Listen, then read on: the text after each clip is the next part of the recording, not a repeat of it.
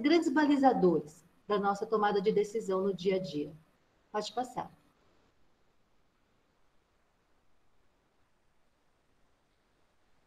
Dentro de cada critério de referência, então, a gente tem algum detalhamento. Então, por exemplo, quando eu falo do mapeamento de pontos de geração de resíduos e definição de ações, eu falo qual é a fonte geradora do meu resíduo. Então, qual setor gera que resíduo, em que volume, em que quantidade. Como eu posso reduzir a produção desse resíduo primeiro? Se não, como eu posso reciclar, reutilizar, reciclar? Então, eu vou trabalhar com esses 4 R's desde o começo da EBSER, tá? Então, tudo isso, mais o manejo adequado, tudo isso tem que estar dentro do meu PGRSS. E aí eu parava nesse momento em 2014, por aí. Então, a gente tentava resgatar princípios, diretrizes gerais da questão do resíduo dentro dos nossos 40 hospitais, que são heterogêneos em sua história, que são heterogêneos em sua gestão, que são heterogêneos na maturidade que tem em relação a essa questão, a esse tema são os resíduos hospitalares. Pode passar.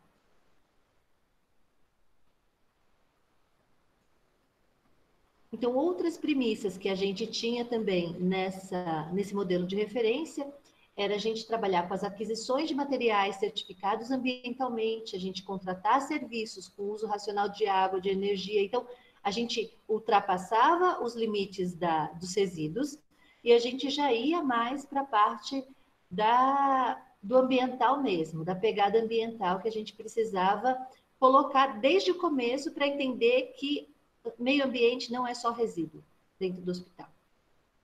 Pode passar.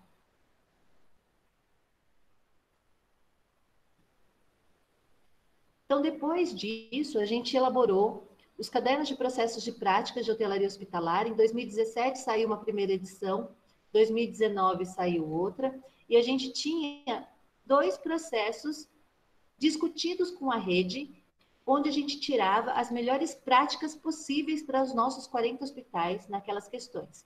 Então, a gente discutia sobre como descartar resíduo comum, A1 e A4, e a gente tocava já em alguma questão um pouquinho inovadora para a gente, que era a questão da logística reversa, na parte de descarte de pilha, de lâmpada, de fluorescente e bateria. A gente sabe e reconhece que isso ainda não é possível em todas as localidades do país, mas a gente precisa olhar para agora, olhar para o que é possível e também direcionar os 40 hospitais para que ele tenha sempre na frente a visão de futuro, para que ele saiba que à medida que ele consegue evoluir, é para lá que ele tem que ir.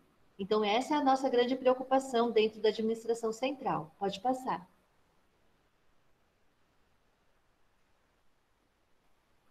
Outra evolução que a gente fez, a gente tem um painel de indicadores de hotelaria.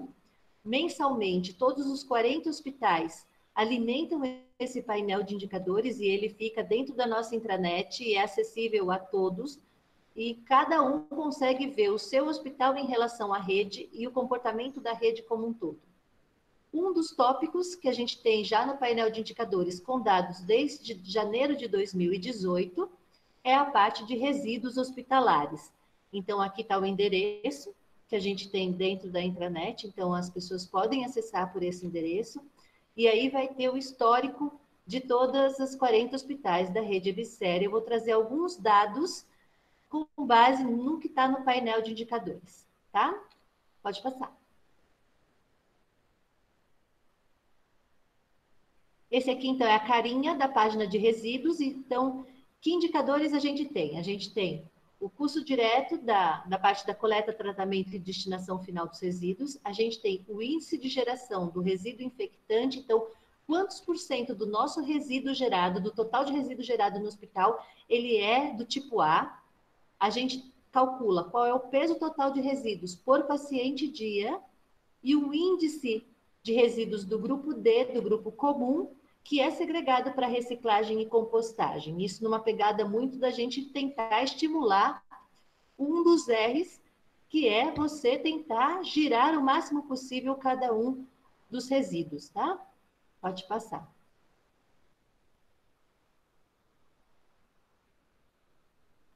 Um outro trabalho que a gente está evoluindo esse ano e a gente pretende terminar o ano que vem é o Manual de Planejamento do Gerenciamento de Resíduos na rede EBSER. Então, nós contratamos junto ao NOPS dois consultores que estão trabalhando nesse momento para este material, então já entregaram 2 produtos desse material e a gente está evoluindo com 6 produtos. Temos um grupo técnico formado pela rede, porque a gente, na administração central, na parte de hotelaria, a gente não trabalha sozinho, então é sempre com a rede.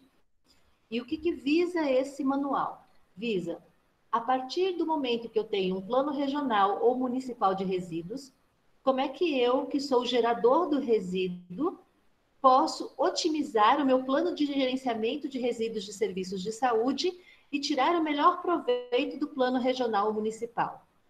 Como é que eu posso identificar as oportunidades que tem nesse plano regional para eu fazer uma melhor destinação do resíduo? Então, é esse o grande desafio. E aí, uma coisa que eu falava para os consultores outro dia é que esse material vai ter que abranger lugares onde eu tenho bons planos municipais de resíduos e lugares onde eu não tenho nada. E nesses lugares, ele tem que ser capaz de fazer com que toque o coração da gestão. Então, o hospital tem que ser um grande catalisador deste plano municipal em suas localidades. Então, é esse o grande desafio que os consultores têm para depois fornecer em 2021 um material que não é só para a rede EBSER, mas para todo o sistema de saúde, tá? Pode passar. Então, aqui tem só um histórico de várias coisas que vem acontecendo e que a gente tem acompanhando dentro da rede EBSER com impacto na parte de resíduos. Pode passar, por favor. Então, o que a gente trabalhou e se preocupou em trabalhar na hotelaria hospitalar desde então? Então, as orientações gerais da rede. Então, desde o começo, a gente fez compilados e foi encaminhando para os 40 hospitais orientações gerais, questões que não tinham consenso, porque isso está mudando toda hora, então a gente vai atrás de criar consenso dentro de outros setores da administração central, para que os nossos hotelaria de todos os hospitais fiquem mais resguardados. A gente tem na EBSER um núcleo centralizado de operação para essa questão do Covid, e a gente usou muito, muito o grupo de mensagens instantâneas que tem todas as equipes de hotelaria do Brasil inteiro. Então, por que a gente usou isso muito? Primeiro, disseminação rápida de informação. Então, cada vez que sair um artigo, cada vez que sair uma nota técnica da Anvisa, um material do Ministério da Saúde, primeira coisa é colocar no grupo, para dar acesso a todos os 40 hospitais, a todas as equipes que estão com a gente. Segunda coisa que a gente usou muito isso. Cada um que tinha uma solução criativa, inovadora, para alguma questão que aparecia no Covid, colocava no grupo. E aí a gente ia trocando experiência, a gente ia gerando material de apoio, a gente ia fazendo discussões técnicas em cima dessas soluções, porque eventualmente quem executava a solução não pensava em todos os lados deste cubo, e aí a gente fazia discussão dentro do grupo para tentar achar uma solução que via por todos os lados um benefício. A gente conseguiu, por meio do professor Marcelo Boegger, inserir todos os chefes de hotelaria em 2 grupos de mensagens nacionais. Então, um que a origem é todas as Unimedes do Brasil, e num outro que começou com Einstein para os grandes hospitais de São Paulo, privados, de ponta. Então, todas as coisas que também esses hospitais faziam, também os nossos chefes de hotelaria dos 40 hospitais tinham acesso e podiam participar das discussões. Então, eu acho que a gente conseguiu se manter up-to-date, se manter atualizados, a partir do momento que a gente facilitou a comunicação com todos esses recursos. Para além disso, o que a gente se preocupou lá na administração central? De reservar recursos orçamentários para uma eventual suplementação de despesas em alguns contratos, alguns serviços de apoio dentro do hospital. Então, a gente já previu que, por exemplo, no contrato de resíduos, como normalmente o infectante é pago por nós, a gente ia ter um acréscimo de orçamento necessário para honrar aquele contrato. Então, a gente já fez todos os alinhamentos e promoveu para que a gente guardasse um recurso orçamentário próprio do Covid, porque o governo federal fez algumas liberações só para esse programa específico, para poder impulsionar qualquer suplementação necessária nos serviços de apoio. Uma outra questão que a gente se preocupou, porque a gente na hotelaria lá da Ebicera, a gente não só cuida de resíduos, então a gente cuida de higienização, da parte de roupas, da parte de nutrição e da parte de controle de pragas, a gente também se organizou para estar trabalhando uma portaria para organizar o fornecimento de refeições aos empregados. Porque no governo federal, a gente não pode oferecer a refeição dentro do hospital se o funcionário já recebeu o auxílio alimentação. Isso caracteriza duplo benefício. Então, a gente correu com isso para organizar o fornecimento, para todos terem uma mesma legislação orientativa disso. Então, são algumas das iniciativas que a gente, como administração central, tomou a partir do momento que o Covid estava se instalando no país. Pode passar.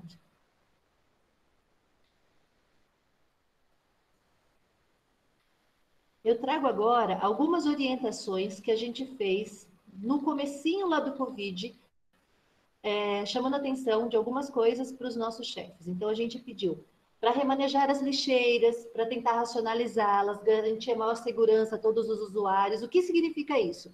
A lixeira infectante que está na área de Covid, ele não pode ir para o meio do corredor, ele tem que ficar lá. Então, eles tinham que olhar para onde eu vou atender Covid, qual é o fluxo do meu paciente, qual é o fluxo do meu profissional, onde é que eu aloco as lixeiras comuns infectantes, principalmente as infectantes, para que eu tenha maior segurança de todos os usuários do hospital. Então, eu tenho hospital que a equipe da área Covid me pedia para pedia para o chefe de hotelaria, colocar a lixeira infectante lá na porta do hospital, tá? E aí ele ia caminhando com todos os EPIs contaminados da área Covid ao longo de todos os setores do hospital, até chegar na porta do hospital e se desparamentar ali na frente. Então, essa discussão a gente teve no detalhe em cada uma das instituições que a gente atua. Então, a gente colocava da condição de higiene das mãos, então, rever a questão do lavatório, da pia, do local onde tem dispensa de álcool gel, de ter resguardado todas as lixeiras necessárias para o papel toalha, que a lixeira tivesse com tampa, que tivesse acionamento manual, sem contato manual. Então, essas questões tiveram que ser todas revistas. Que outra coisa a gente falou? A gente falou da capacidade máxima das lixeiras para atentar muito, então, eventualmente, se precisar mudar a frequência de coleta do lixo, a gente ter esse cuidado, avaliação da necessidade da proteção secundária, porque a gente tem algumas fragilidades no contrato, infelizmente, e aí a gente não consegue, às vezes, ter sempre o saco melhor possível, então, se a gente tinha um saco mais frágil, que não seguia a BNT, e que a gente ainda estava com aquilo gastando dentro do hospital, para a gente rever a questão, eventualmente, se precisar, a gente gasta saco a mais mesmo para garantir a segurança nesse momento, em caráter excepcional. Então, a gente reforçou a higienização de armazenamento de resíduos temporários, armazenamento externo, abrigo externo de resíduos, definiu os carros de transporte que iam circular pelas áreas de Covid, definiu o protocolo para a limpeza desses carros de coleta de resíduos. Pode passar, Ângela.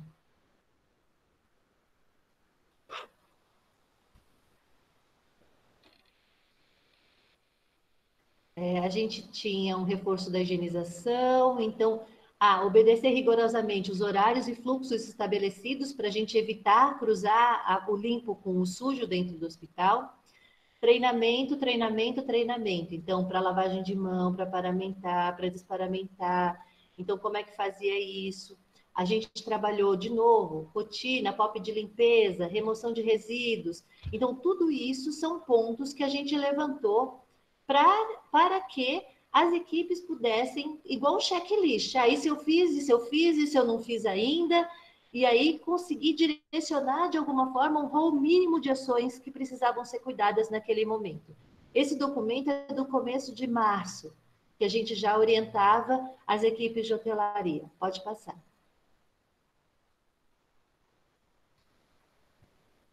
para além dos resíduos, a gente trabalhou também orientações gerais para as equipes terceirizadas. Então, a gente tinha que mapear os profissionais em condição de risco, antecipar as férias, suspender as férias daqueles operacionais que não estavam no grupo de risco para substituição. Aí via necessidade de ampliação, via os planos de contingência. Uma vez detectado sintoma respiratório naquele terceiro, como é que a empresa tinha se preparado para acolher esse colaborador? Então, os colaboradores, quando a hotelaria acolhe, não são só os nossos EBSER próprios, mas inclusive os nossos terceirizados. Então, a gente tinha também um checklist para eles fazerem com todos os profissionais terceirizados dentro do hospital. Então, mudou o fluxo, mudou a rotina específica para atender Covid. Então, era uma porta separada, uma triagem separada e um atendimento em salas, consultórios separados. O terceiro precisava saber se ele está na limpeza, se ele está na coleta do resíduo, se ele está na roupa. Ele precisa ter o conhecimento de que a dinâmica do hospital mudou. Ele precisa ter conhecimento de quais os riscos que ele está tendo e como é que ele vai minimizar esses riscos na atuação laboral dele. Então, esse checklist a gente também encaminhou para todos os profissionais das nossas equipes nos hospitais. Pode passar. Dentro do EBSER, então a gente tem um painel de acompanhamento de todos os nossos 40 hospitais e eu tirei uma foto dos nossos 3 complexos hospitalares, 2 hospitais cada um, e mais os nossos 34 hospitais universitários no país. Então, no dia 15 de abril, por exemplo, a gente tinha os 3 complexos como retaguarda dos seus respectivos sistemas de saúde. No dia 1º de maio, um deles já era referência e 2 retaguardas. Então, vocês percebem que isso é dinâmico e a gente tem esse painel que roda todos os dias. E quase todos os dias a gente tem mudança. Eu estava fora do plano municipal, então eu não era referência para Covid, eu não fazia retaguarda do sistema, eu era fora desse plano, teoricamente, eu teria que continuar fazendo o que eu sempre fiz dentro do sistema de saúde. Mas, de repente, de um dia para o outro, precisou no município, precisou na região. E aí, o gestor local de saúde fez a negociação para que a gente também pudesse dar o suporte. A gente não consegue ter um grau de previsibilidade super 100% nesse caso. Por quê? Porque o Covid está se dando de formas diferentes, com uma curva diferente em cada localidade desse nosso país continental. Então, só para vocês terem uma ideia, a gente tinha em 15 de abril 4 que eram fora do plano municipal e estadual, no dia 1º já tinha 2. E hoje já tem 1.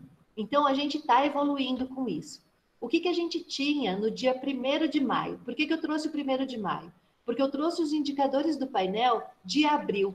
Então, eu tentei fazer um alinhamento entre o que a gente tinha no dia 1º de maio, de referência ou de retaguarda, com o que a gente vai ver dentro dos painéis. Então, a gente tinha, de enfermaria, 1.682 leitos planejados, mas a gente só tinha disponibilizado 995 leitos para o Covid e tinha ocupado 384 no dia 1º de maio. Então, a minha taxa de ocupação naquele dia era de 39% nas enfermarias.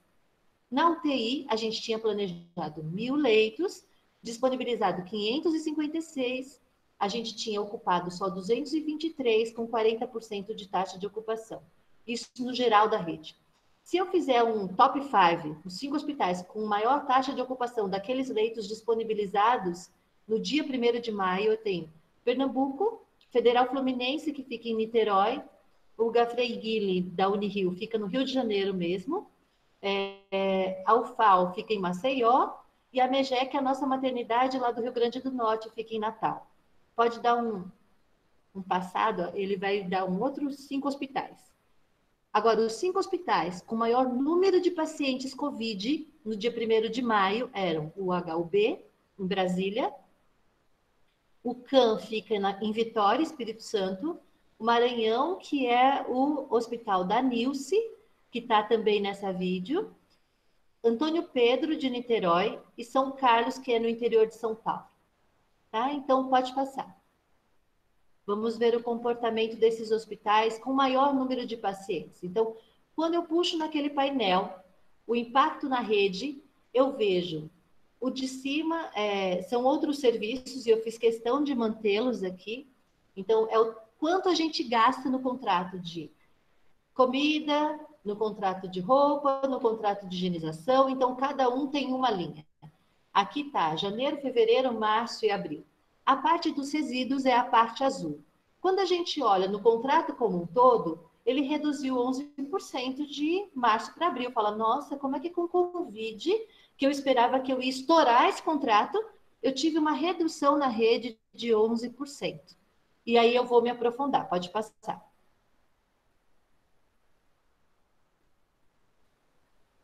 Quando eu vejo esse valor que eu paguei de resíduos e divido pelo número de pacientes dia que eu tive na rede, o valor unitário por paciente dia aumenta em 35% entre março e abril. Então, a cada 24 horas do meu paciente, só a parte de coleta de resíduos de tratamento e destinação final custa 35% a mais do que aquilo que custava em março. Significa que a gente está gerando mais resíduo pago dentro do hospital. Vamos agora olhar, pode passar, Ângela. A taxa de ocupação, o que aconteceu nesse mesmo período entre março e abril. Então, com uma redução da taxa de ocupação dos hospitais de 21%, eu aumentei 35% no custo de 24 horas de um paciente internado na parte de resíduos. É isso que aconteceu, tá? Pode passar. Quando eu analiso os 5 hospitais com maior número de pacientes, e eu fiz essa separação porque eu queria ver, bom, quem está atendendo mais? Ele está com um comportamento diferente nessa parte de resíduos? Então, eu vi que realmente, no total do contrato, já deu um aumento de 5% nos contratos de resíduos para esses 5 hospitais que atenderam o maior número de pacientes COVID na segunda quinzena de abril. Pode passar.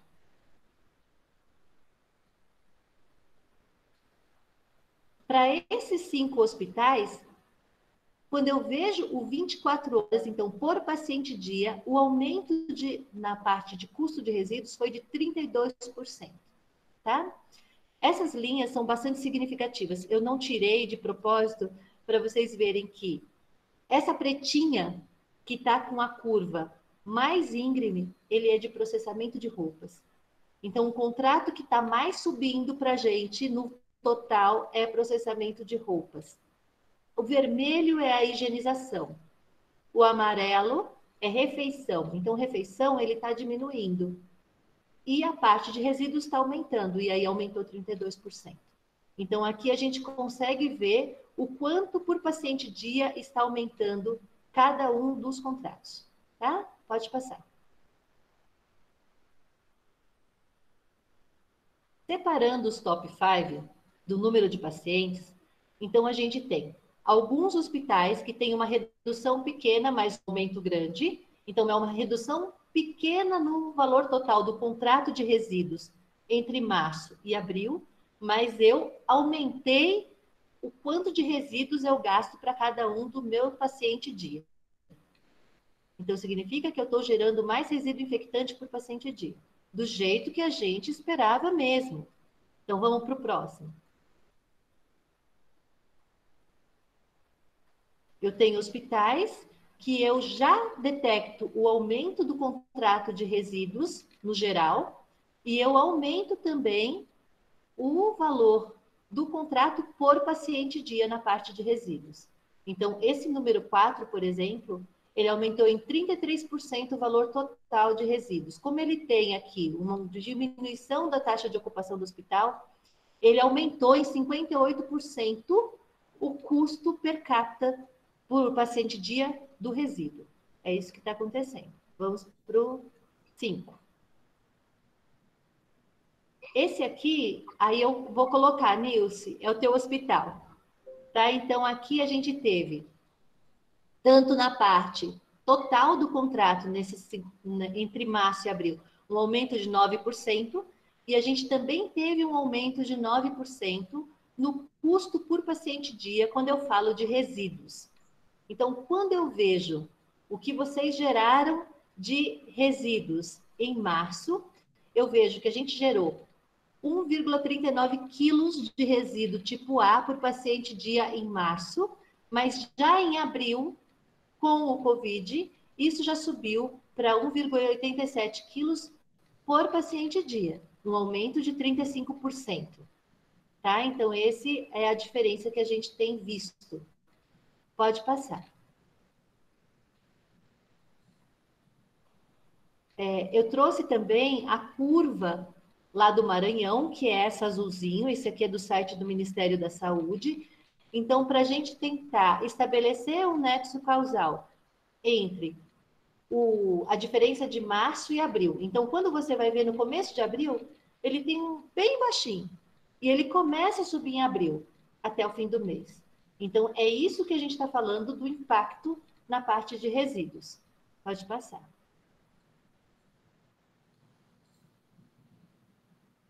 Para vocês não ficarem achando que o 4 é muito ruim, ele não é não, viu? Quando a gente trabalha, então, quanto de quilo de resíduo infectante gerado por paciente dia, em março ele estava com 1,50, que era um pouca coisa mais alto do que a Nilce lá no Maranhão. E teve 4% de aumento entre março e abril, foi para 1,56, tá? Por paciente dia. Pode passar. Então, em relação à complementação orçamentária, a gente separou 20 milhões para esse acréscimo em toda a rede.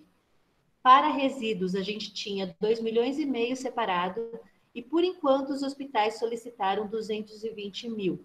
Então, a gente realmente já autorizou esse valor para aqueles hospitais que já identificaram o aumento e já solicitaram para a sede. Então, a gente faz esse controle no dia a dia.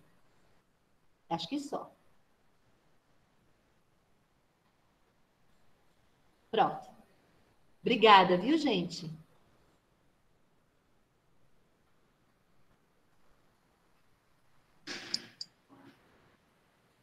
Vera? Oi? Obrigada, Sandra. Eu só, então, gostaria de lembrá-los, né, que vocês poderão ir elaborando as perguntas e enviando pelo chat. No final, a gente vai fazer uma compilação para que as palestrantes elas possam responder todas as dúvidas de vocês. E agora, então, a gente vai passar a palavra para a Lídia Lima. A Lídia eu conheço já há algum tempo. A Lídia é presidente da Comissão de Gerenciamento de Resíduos, né, do Complexo Hospitalar de Clínicas da Universidade Federal do Paraná, também da EBSER, e diretora-presidente do projeto Hospitais Saudáveis. Então, pode começar, Lídia. Boa noite, Vera. Boa noite. Boa noite a todos. Eu acho que estou aparecendo para você? Está aparecendo, estamos te ouvindo. Desculpa. É que a minha tela... Então, eu só, antes de começar, gostaria de fazer alguns agradecimentos rápidos para depois não me esquecer. Mas, assim, o Hospital de Clínicas, ele, como a Sandra falou, na verdade, desde janeiro já vem discutindo todas as questões em relação à segurança, fluxos e alterações em relação ao Covid, a Covid, né? E eu acho que eu preciso agradecer muito a CCIH, que sempre trabalhou muito próximo da nossa equipe de hotelaria, de toda a equipe, né? Então, ajudando as orientações e ajudando realmente a gente a fazer com que a cada dia, a cada dúvida que surgisse, nós fôssemos aí melhorando o nosso protocolo. E aqui quero falar também, Vera, que muito obrigada pelo convite. Nós nos conhecemos realmente há muitos anos. Eu fui convidada pelo FGD em 2012 para fazer o primeiro seminário lá em Dourados, pela Verusca, né? Então é uma honra estar aqui, é uma honra estar vendo o Rosemar novamente também, que me acolheu no primeiro encontro. Eu vou tentar ser um pouco breve para a gente poder depois ter um tempinho para discutir. Então, se você quiser passar, por favor, o slide. Ângela, obrigada, Ângela, de todo o contato que a gente teve também. A Anvisa, ela publicou logo no começo uma nota técnica falando sobre né, como a Sandra colocou, todos os procedimentos. E essa nota, ela foi, ao longo do tempo, também sendo revisada. Então, a última atualização dela é dia 8/5. Pode passar, por favor. E, no início, pode passar, Angela. Isso. No início, houve um certo constrangimento, porque foi colocado nessa nota que nós deveríamos acondicionar o resíduo em saco vermelho. Assim como é falado na RDC 222 de 2018. Desculpa que tem algumas pessoas que não são muito da área de saúde, mas eu vou falar um pouquinho só mais a parte técnica para a gente estar discutindo, e eu acho que tem algumas angústias que a gente precisa estar esclarecendo, talvez, né? Então, nesse momento, se discutiu muito, mas como assim? O resíduo é classe risco 3, então ele é um resíduo A1, eu preciso tratar dentro do hospital? Então, a gente foi conversando nesse nosso grupo de WhatsApp da hotelaria, de todos os hospitais, né? E se entendendo assim, que apesar da nota técnica da Anvisa colocar que nós devemos entender como resíduo A1, pode passar, por favor, ela remete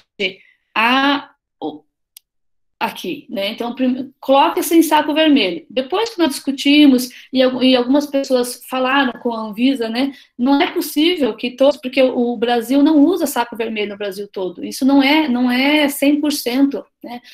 Tanto é que consegui, quero agradecer a todas as pessoas que também ajudaram a fazer uma pesquisa dos hospitais da rede EBSER. 27 hospitais que responderam disseram que 11 usam saco vermelho, 16 deles não usavam saco vermelho. Então, o que acontece? Esse saco vermelho foi uma novidade e também causou uma certa angústia. Mas a própria... depois ela foi publicada e colocou que quem não tiver poderia usar saco branco, então, para atender a demanda. Se puder passar... Foi um equívoco logo de cara. Podia passar, por favor. Então, por quê? A legislação, a RDC 222 da Anvisa, que fala sobre as boas práticas em relação ao manejo de resíduos, ela coloca que o resíduo A1, eu preciso, sim, tratar dentro do hospital. O que é o resíduo A1 que eu tenho que tratar, que eu não posso encaminhar para tratamento fora? As culturas e os estoques de micro-organismos. Então, quando eu faço dentro do laboratório um crescimento microbiológico, eu estou gerando um aumento na quantidade de contaminação muito grande. Então, para que as pessoas entendam um pouco, qual é o risco de estar encaminhando isso para tratamento fora do meu hospital, sem fazer um pré-tratamento? O risco é que, se eu tiver um acidente, com certeza as pessoas que se envolverem com esse resíduo vão pegar a doença. Porque a quantidade de contaminação nesse sistema é muito grande. Pode passar, por favor. Porém, dentro do grupo A1, na legislação, nós temos resíduos que podem ser tratados, mas eles podem ser tratados fora do resíduo de atenção à saúde, né?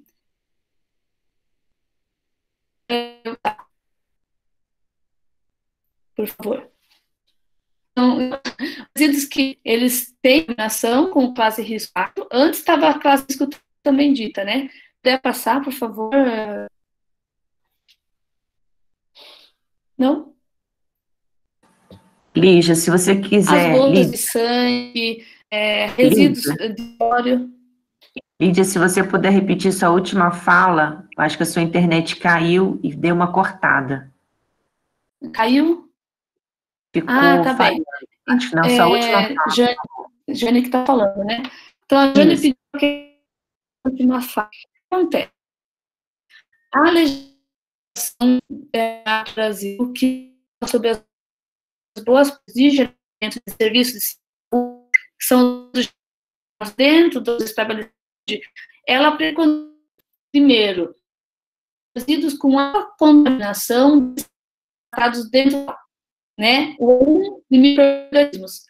Segundo, outros resíduos têm contaminação, mas ele não é fora do hospital, tem que ser contratada. Então, se você quiser passar esse slide, por favor.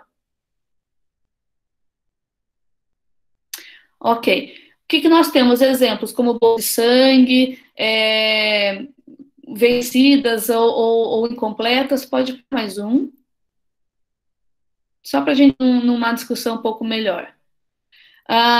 Um segundo, né, o caso de tratamento que venha a ser realizado fora da unidade geradora ou do serviço, eles devem ser acondicionados em saco vermelho. Então, isso está escrito na Anvisa, certo?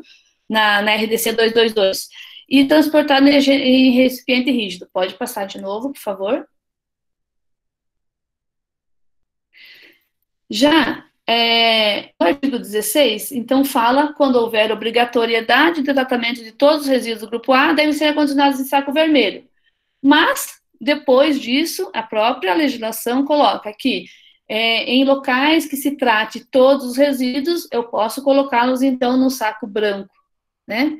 Ele pode ser substituído pelo saco branco. Então, aqui, vamos entender um pouco a situação.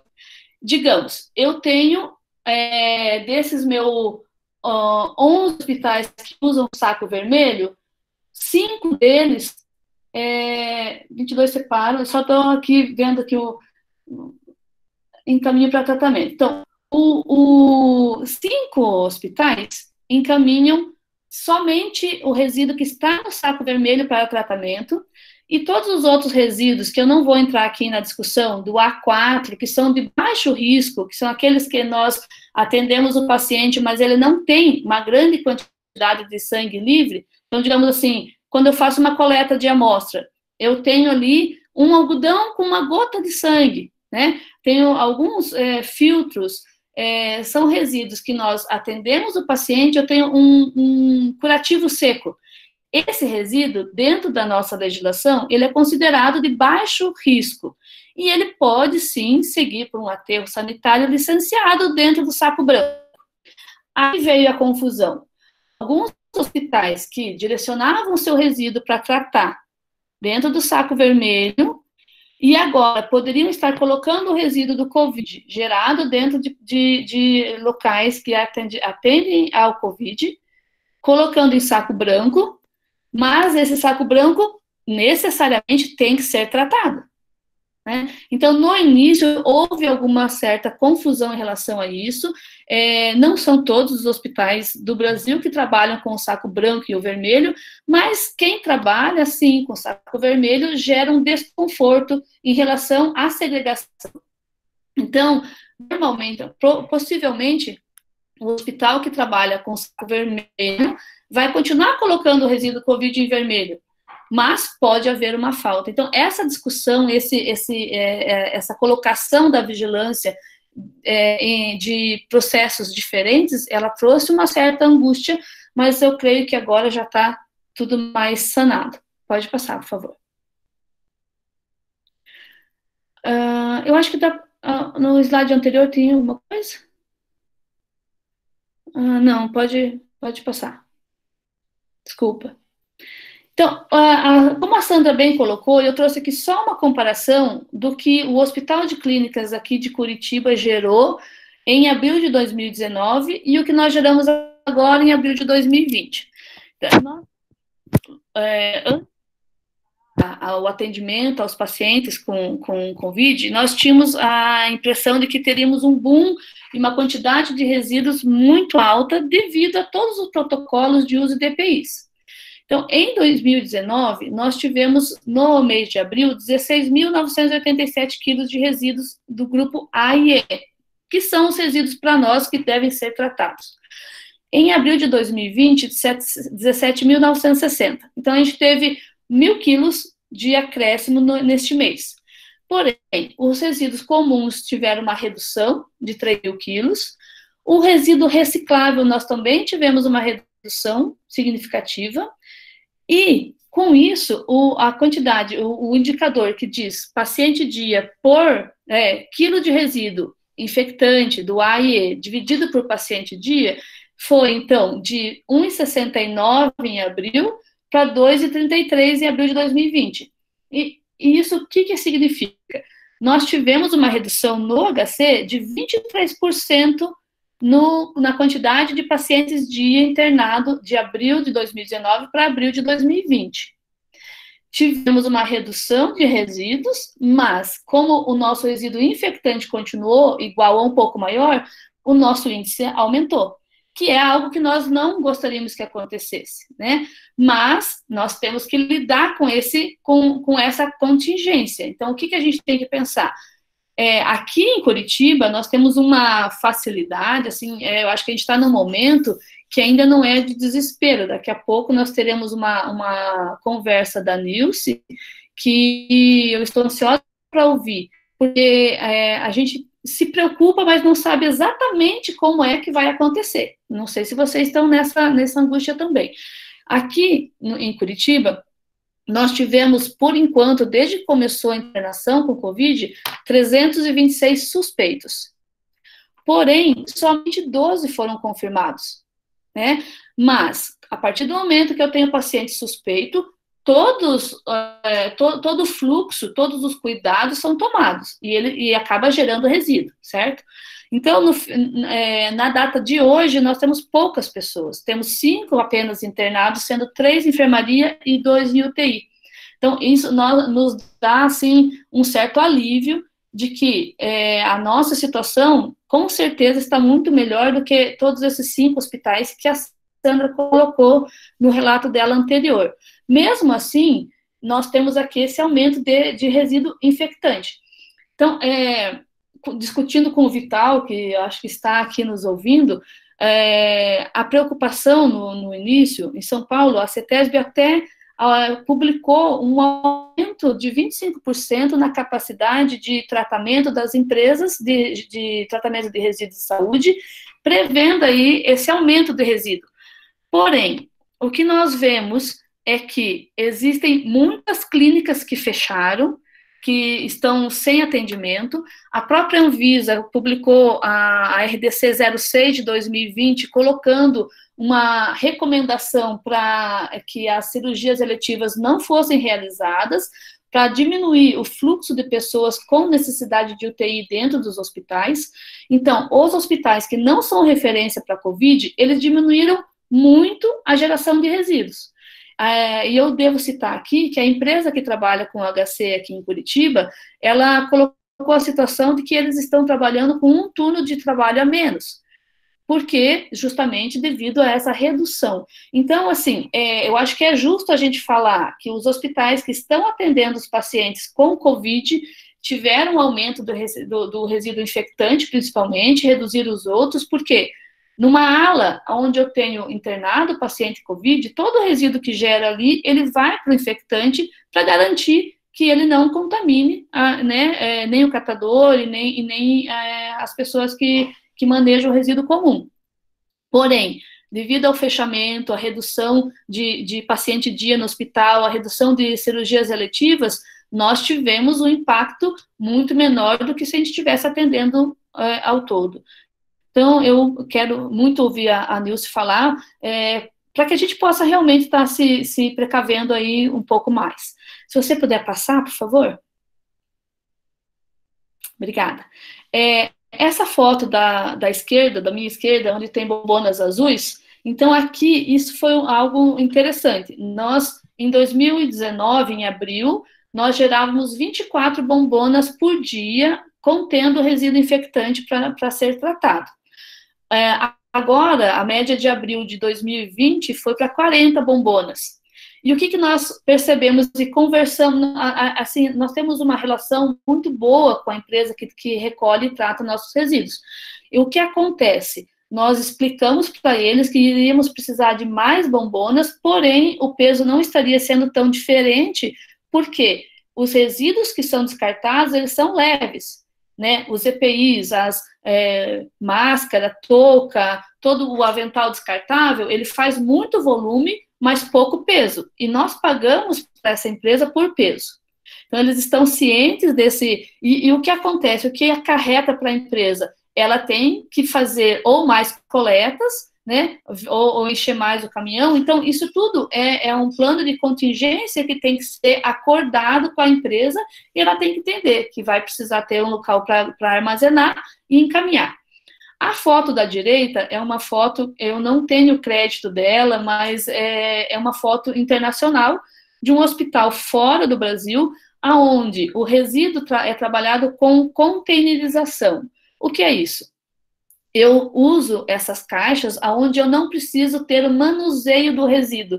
É um sonho que nós temos dentro do PHS, e eu acho que eu não podia deixar de falar aqui, que em algum momento o Brasil vai adotar essas medidas, pensando justamente em diminuir o risco no manuseio do resíduo, diminuir o risco dos nossos funcionários que estão aí propensos à ocorrência de acidente com pérfuro cortante ou com outros tipos de materiais, se a gente colocar uma lixeira retornável. Então, dentro do meu estabelecimento, eu coloco essa caixa, ela encheu, fecha. Ela só vai ser aberta dentro do estabelecimento que vai tratar. E eles vão higienizar e volta para o hospital. Então, isso é um sonho que a gente tem, e eu acho que eu não podia deixar de estar colocando aqui.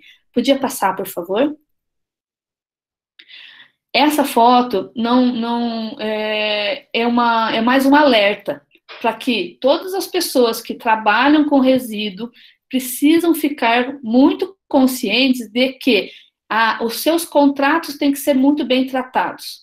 Eu preciso ir até a empresa que eu contratei, verificar como é que ela faz o tratamento do meu resíduo, qual é o destino final depois de tratado, porque se eu não estiver trabalhando com uma empresa idônea, pode sim acontecer um descarte incorreto de resíduos e eu sou corresponsável. Eu digo a instituição, né? Então, essa foto é de 2018, não é uma foto de 1955, não, é uma foto recente.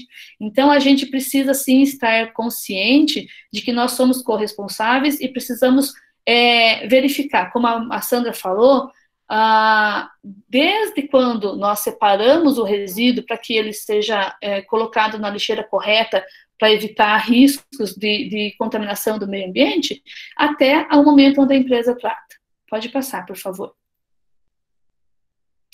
Aqui eu tenho uma foto da nossa associação de catadores.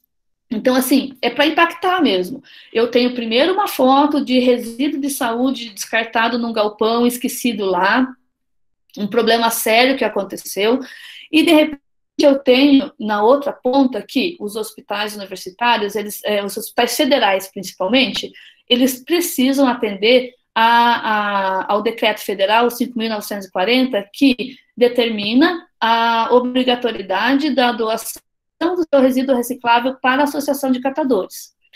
Mas eu tenho que fazer isso, gente, para evitar que esses catadores se contaminem. Então, a gente precisa ter um cuidado com a equipe para que não descartar nada contaminado no meu resíduo reciclável. E aqui a gente deve falar, as máscaras, todo resíduo que é gerado no atendimento ao paciente, ele vai como resíduo infectante.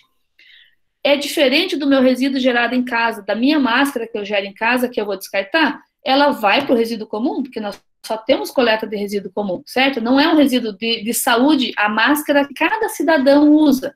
É importante estar consciente disso. Mas eu não posso colocar no reciclável.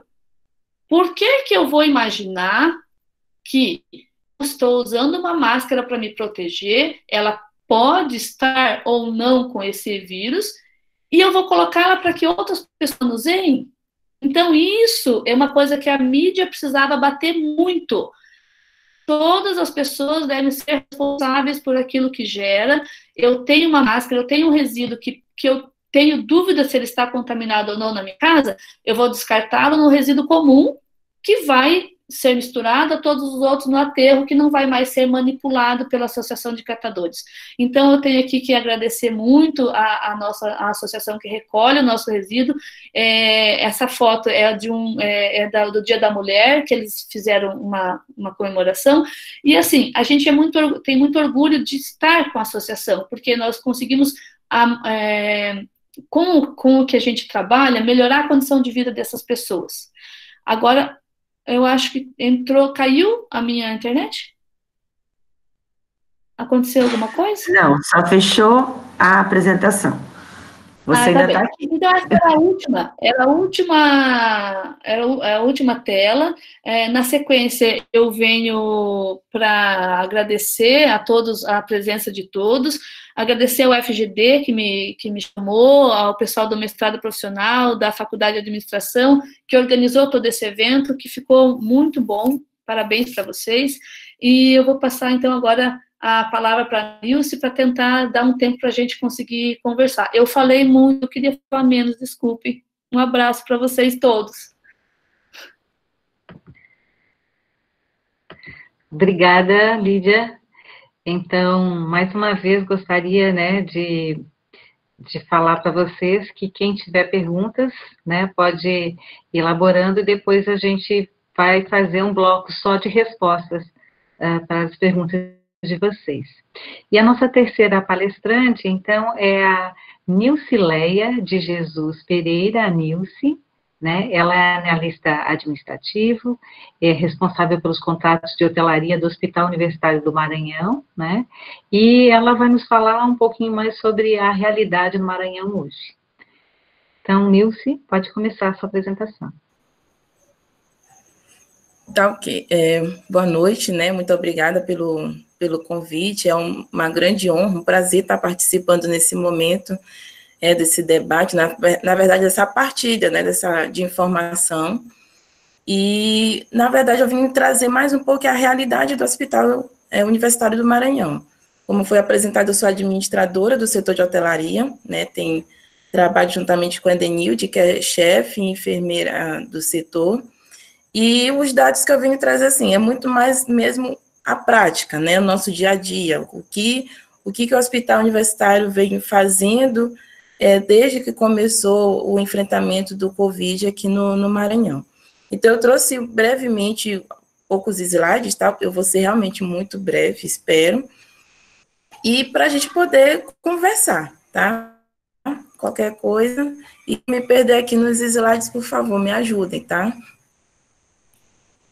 Vamos lá.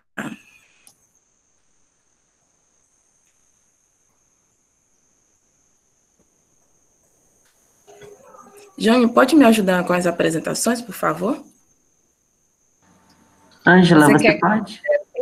Sim, posso. Vou apresentar aqui, só um pouquinho. Tá, ok, obrigada. Fica tranquila, a gente está aqui para te dar suporte, tá? Tá, ok. Bem, então, enquanto carrega a apresentação, eu vou falar um pouquinho de como é que está o contexto aqui no Maranhão, né? Então, os primeiros casos chegaram, acho que começaram a aparecer por volta de março, né? Então, vocês vão ver, quando a apresentação carregar, como é que está a nossa curva de casos confirmados aqui no estado. Então, a partir desse momento, quando começou a apresentar toda essa situação, o Hospital Universitário já mesmo ia se preparar. Então, por volta de... pronto, carregou. Então, hoje, atualmente, o Estado está com esses dados, né? A gente tem 16.058 casos confirmados, 3.324 pacientes recuperados, já chegamos a 663 óbitos, né? E, fora isso, nós temos também... pode observar que como a curva está bem acentuada, né? E temos 4.014 casos suspeitos, 13.480 descartados e mais de 29 mil em testes.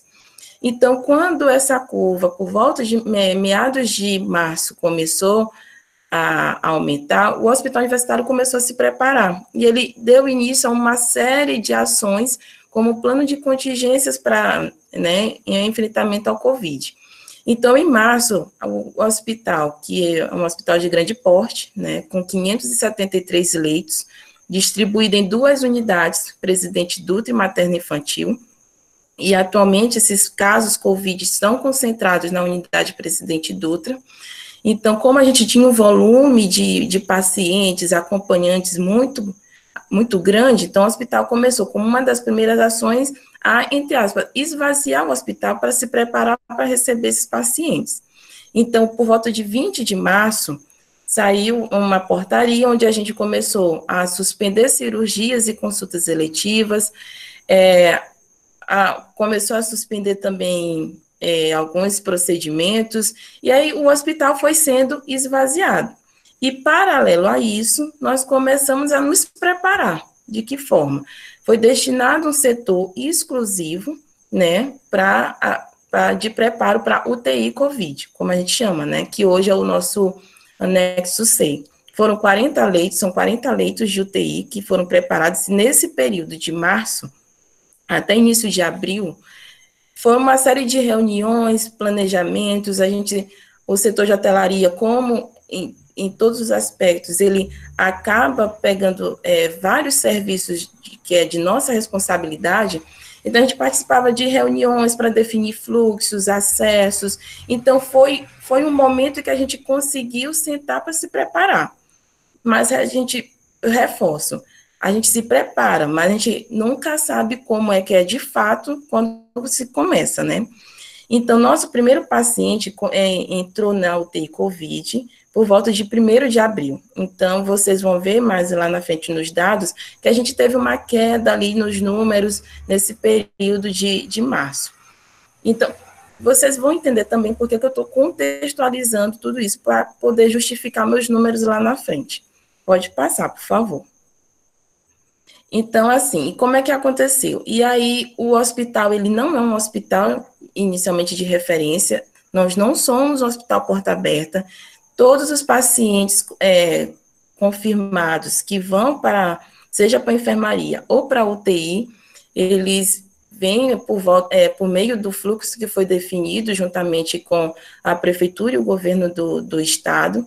Então, não tem nenhum tipo de paciente, a gente não recebe pacientes porta aberta, exceto na maternidade, que nesse caso específico, as gestantes, né, que são confirmadas, já foi também destinado uma ala só para atender essas pacientes. É o único caso que excetua desse fluxo, né? Então, ali vocês podem observar que o paciente, ele procura uma UPA, passa por uma triagem, de acordo com essa triagem, é que ele é encaminhado para o hospital. Pode passar, por favor. Bem, então, depois de todo esse contexto, como é que está atualmente o hospital, né? Então, esses foram dados até a data de ontem, 20 de maio. Então, dos leitos de UTI, ao todo são 40, nós estamos com uma taxa de ocupação de 95%, apenas 2 leitos livres. E os leitos de enfermaria, que a gente está com uma taxa de ocupação de 66%, nós começamos a ativá-los por volta de meados de abril, né? Então, a UTI Covid, nós iniciamos lá em 1º de abril, mais ou menos, e os leitos de enfermaria foram por volta de 20, 23 de abril, por aí mais ou menos. Mas observe-se que nesse intervalo, nesse pouco espaço de tempo, a taxa de ocupação, ela foi muito rápida, né? Então, principalmente nas enfermarias, foi começando a funcionar e foi começando a demandar muito os serviços, e quando eu falo os serviços de hotelaria, eu falo no geral. Eu falo a questão da roupa, eu falo a questão do resíduo, e da higienização, e prepara a equipe, e ver a questão de fluxos, porque os leitos de UTI Covid é uma área, foi definido o fluxo, as enfermarias é uma outra área, o fluxo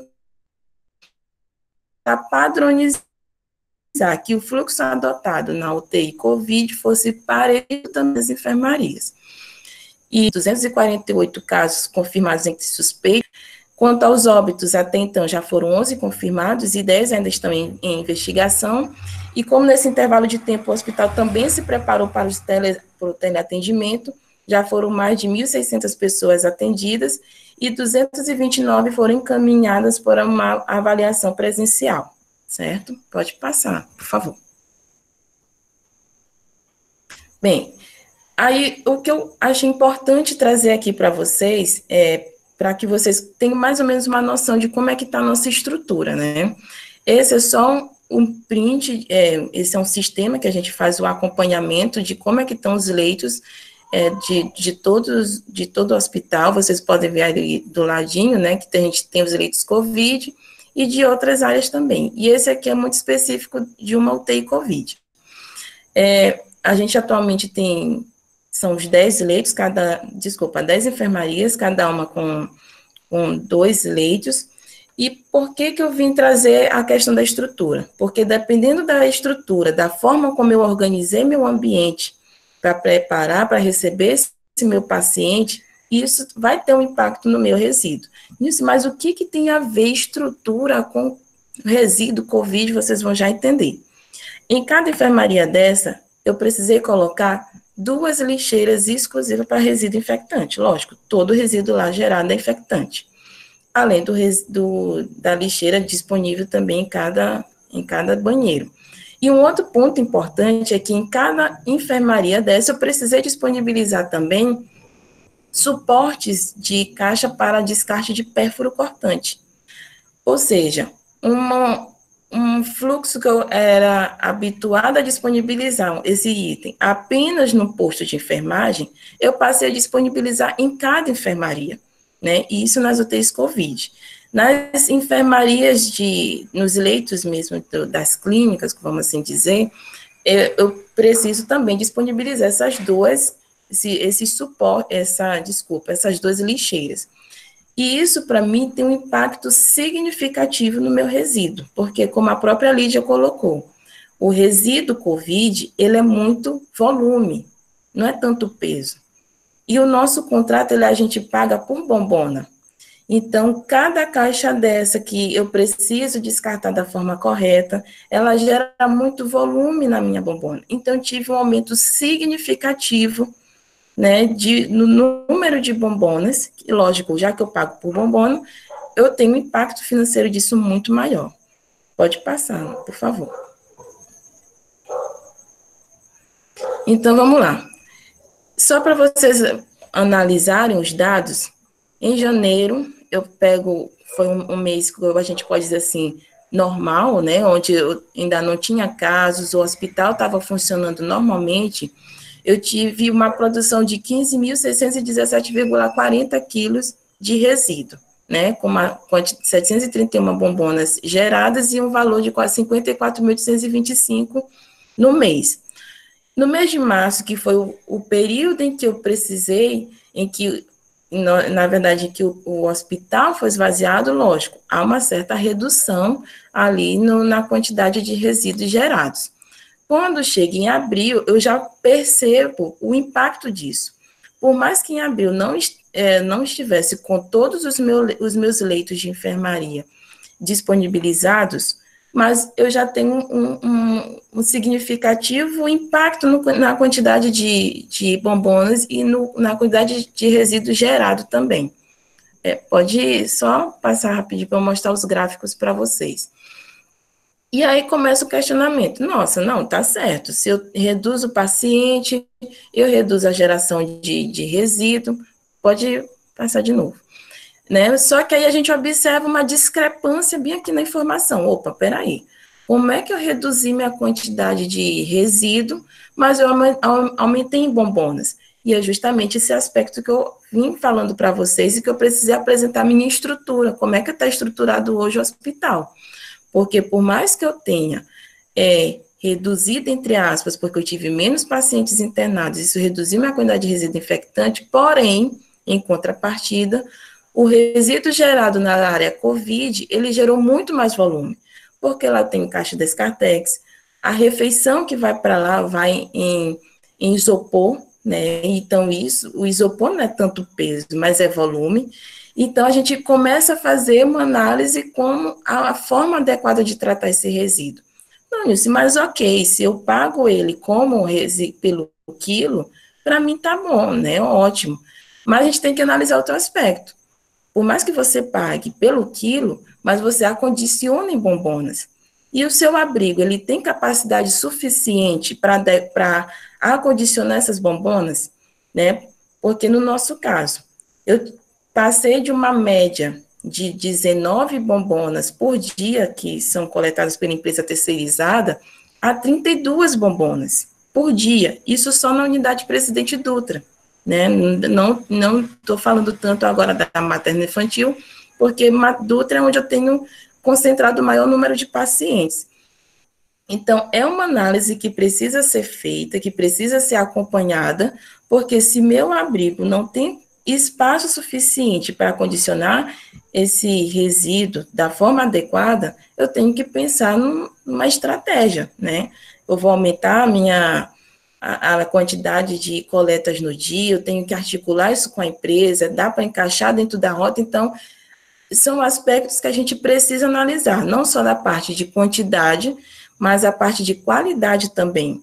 E se eu ultrapassar meu volume de resíduo infectante, eu não tiver bombonas suficientes para acondicioná-los, na hora que a prefeitura, no nosso caso aqui, quem faz a coleta do resíduo comum é a prefeitura, e ela identificar que tem resíduo misturado, ainda mais identificado com Covid, pode ter certeza que a gente vai ter algum problema em algum momento, e a prefeitura pode até se negar a fazer essa coleta, e a gente vai ter aí uma bola de neve, né? Pode passar, por favor. E nesse próximo quadro, eu venho mostrando os dados que a Sandra até já veio apresentando, né?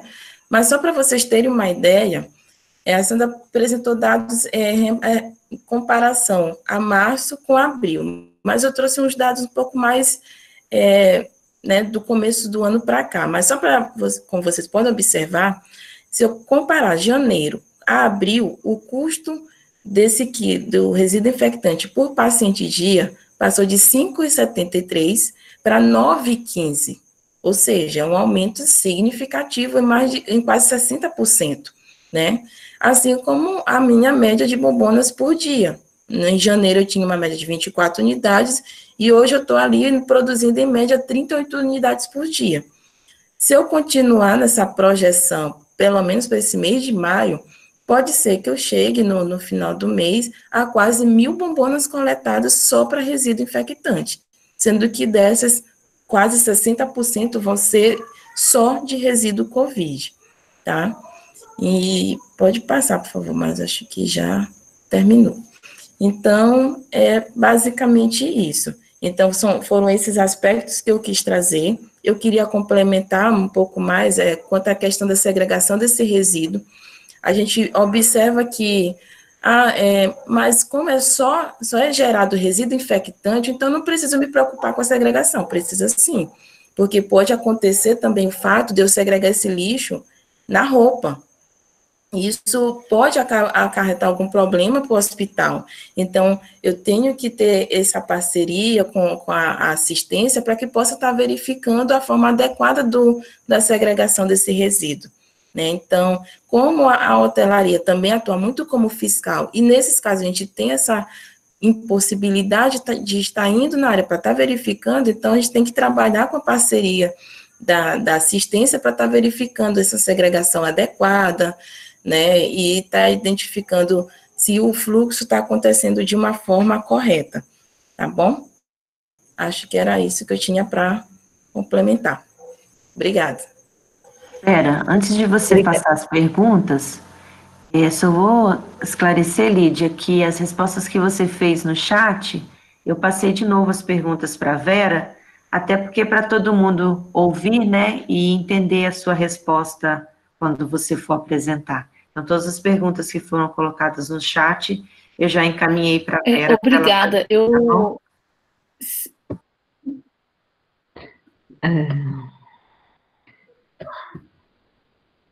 Oi. Obrigada, desculpe estar me adiantando. Imagina, Lídia. Bom, então eu agora vou passar algumas perguntas, né, de alguns participantes. se alguém quiser fazer a própria pergunta, senão eu posso ler as perguntas.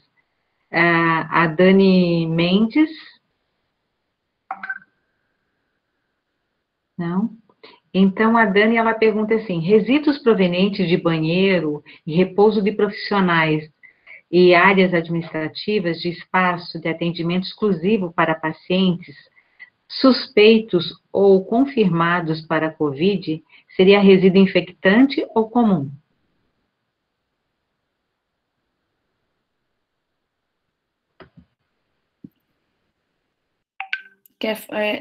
A pergunta é para alguém ou a gente pode falar? Alô? Posso falar? Ah, Lídia. Então, assim, eu vou colocar a nossa realidade, né? Nós temos a ala COVID, então eu tenho uma ala totalmente com os quartos, eu tenho o posto de enfermagem, os banheiros dos profissionais, e no nosso entendimento é que eu deveria usar toda a paramentação dentro do quarto do paciente. Então, nós entendíamos que o resíduo gerado no atendimento ao paciente teria que ser todo infectante. E no local de uso comum dos enfermeiros, ele poderia sim ser colocado como resíduo comum. Não gostaríamos de ter reciclável para evitar ao máximo essa contaminação, mas poderia. Porém, eu vou ser sincera, a angústia das pessoas trabalhando nesse ambiente é tão grande que eu não consegui convencê-las de que isso seria seguro. Então, nós hoje temos banheiro de funcionário, posto de enfermagem da ala COVID somente com resíduo infectante. Tá? Então, assim, eu não sei se se tiver alguém que tenha uma experiência diferente e puder colocar como que foi trabalhado isso, eu agradeço muitíssimo. Mas, assim, é uma forma de tranquilizar as pessoas, porque, assim, o que os enfermeiros colocaram? O nosso ritmo de trabalho já é tão angustiante, a gente faz toda a desparamentação para sair, mas quando a gente pisa para fora, a gente não tem certeza se eu não estou levando algo para fora. Então, nesse sentido, nós realmente acordamos com a CCH e nós colocamos nessa ala somente resíduo infectante. Porém, em outros locais que não tem atendimento exclusivo de COVID, que eu vou ter uma área administrativa do hospital, vou ter o TMO, que não tem ninguém com nenhum sintoma de gripal, esse local, ele tem a segregação normal de resíduo comum infectante. Tá bem?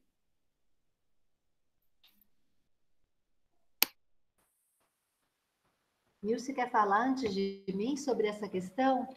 Porque eu também acredito que seja comum. E aí o que eu discutia também com a Dani lá do Goiás é assim, tá, mas como é que você vai tirar esse lixo? Será que é tão significativo que compensa a gente separar esse comum de dentro do espaço inteiro COVID? Então, a gente tinha essa questão. A Dani ainda está conseguindo fazer o recolhimento como comum, viu, Lídia? Então, ela deve ter os mecanismos dela de convencimento, porque eu tenho certeza que é comum. Mas aproveitando essa tua resposta, eu vou falar que aquela quantidade de resíduo infectante que a gente tem gerado, eu tenho dúvidas se realmente é só do impacto COVID. A gente conversava mais pela manhã, só nós aqui preparando o encontro, e a gente falou um pouquinho da gestão do medo dos profissionais. Então, hoje, quando eu vejo vídeo, protocolo, as pessoas trocando informação, por vezes eu encontro, estou usando 5 luvas, 2 máscaras, 3 aventais, um capote com outro avental por cima. Então, eu não sei, eu tenho uma sensação de que realmente a gente tem gerado mais resíduos do que realmente a técnica preconiza. Por quê? Eu entendo que a linha de frente, ela tem essa angústia, esse medo do risco que ela está correndo. E aí o racional, tudo aquilo que a gente aprendeu na faculdade, na graduação sobre risco biológico, fica de lado e a pessoa vai querer usar 5 luvas, 2 aventais, 3 máscaras, então o excesso. Só que isso gera um problema tanto em suprimentos, porque a gente não consegue essa quantidade toda de material de EPI no país para suprir essa angústia das pessoas, e a gente tem um reflexo na geração de resíduos infectantes de dentro do Covid. Então, assim, quando a gente consegue ter um gestor um pouco mais racional e que vai, acalma as pessoas, acolhe e consegue com que ela resgate o racional e use adequadamente os EPIs, a gente talvez não tenha tanto impacto ou tanto aumento desse resíduo infectante dentro das unidades. Eu acho que a gente tem que também olhar por esse lado, né?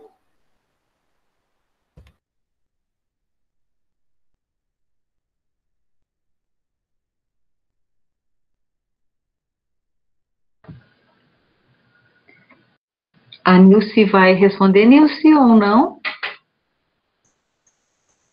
Não, acho que a Sandra, ela complementou o que deveria ser complementado, e é isso mesmo. A gente, pelo menos aqui no Maranhão, todo o resíduo gerado dentro da área de corte, seja UTI, seja enfermaria, é tudo considerado como resíduo infectante mesmo. Ok, obrigada. E a participante Ana Cristina Silva, ela pergunta, nos casos de lixeiras infectantes com saco branco nas enfermarias, deve-se manter nos postos de enfermagem ou salas de utilidades?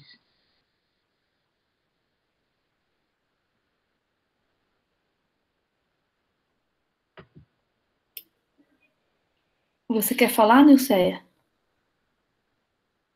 Então eu vou falar. Não, eu ia pedir para... Sim. Vocês estão me ouvindo? Sim. Me travou tudo. Mas a gente está se escutando. Se você quiser entrar e sair, sair e entrar, Lídia, às vezes retorna melhor o seu sinal. Desculpe.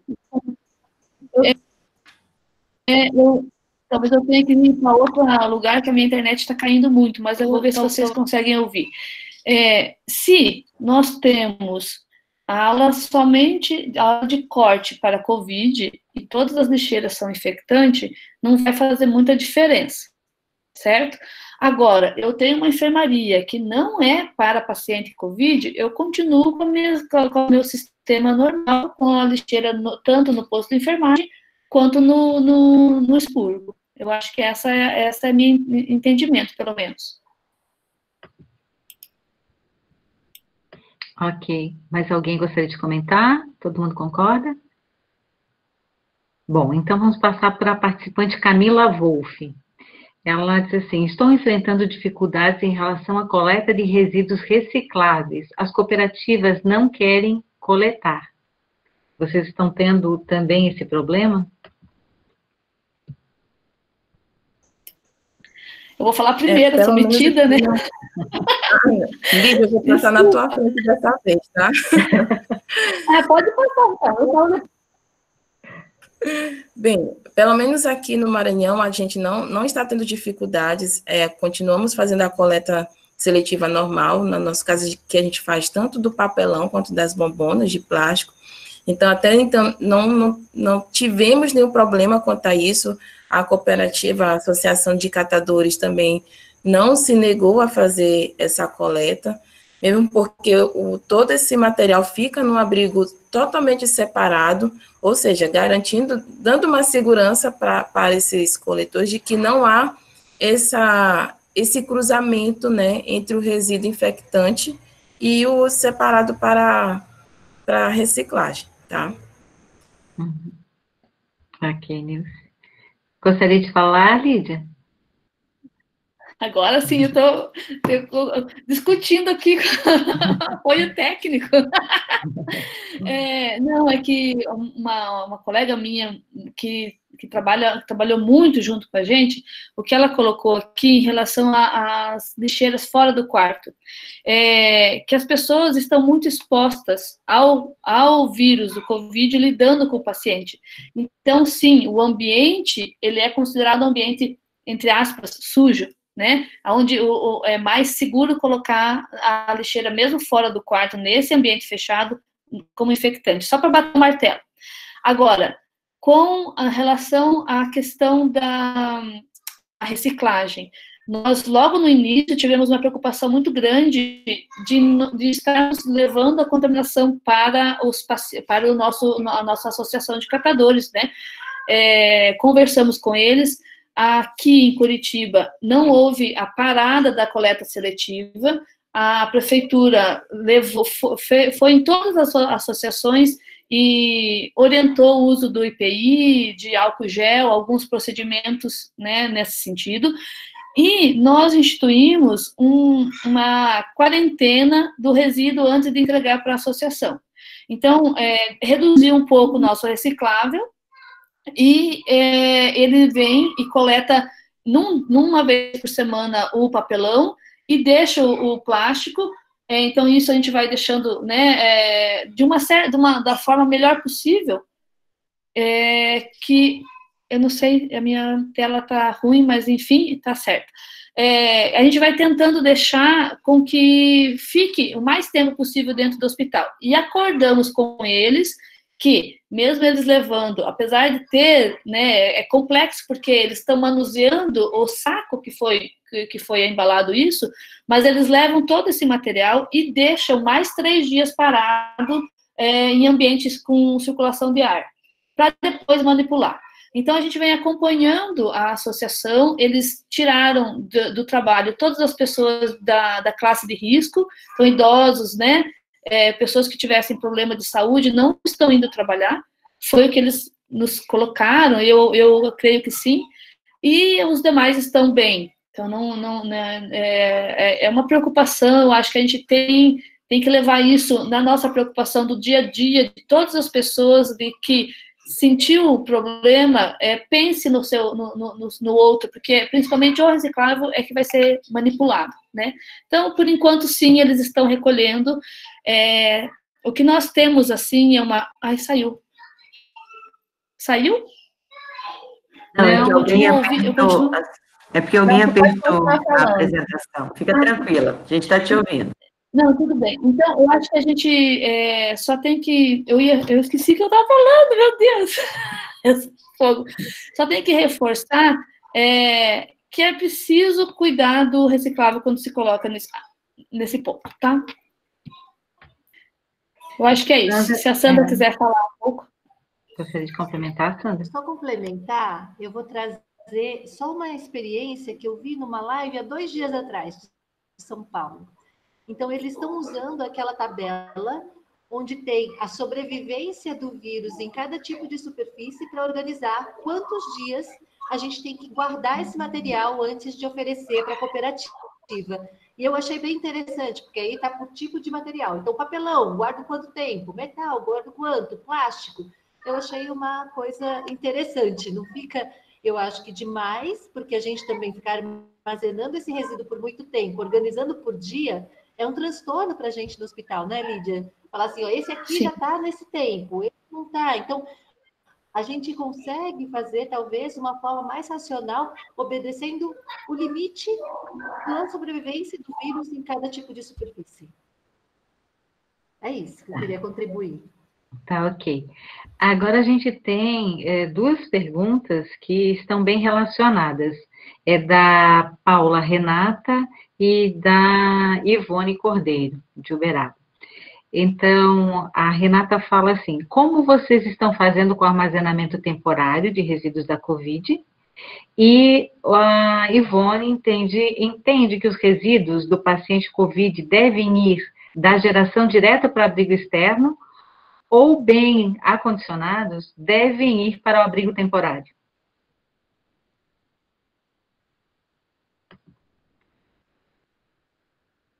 Gostaria de começar? Tá, então eu vou começar. Vou começar. Pode falar.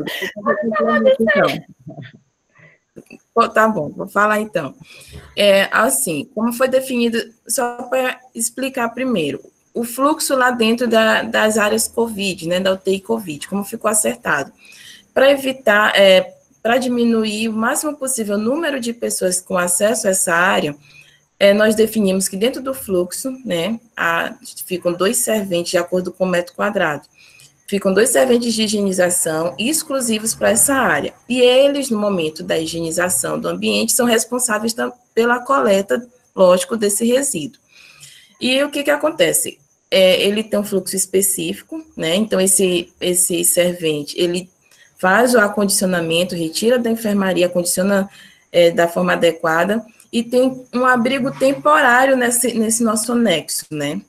E nesse abrigo temporário, a gente tem dois containers. Um é para o resíduo e o outro é para a roupa suja também, porque esse servente também é o que faz a coleta da roupa suja.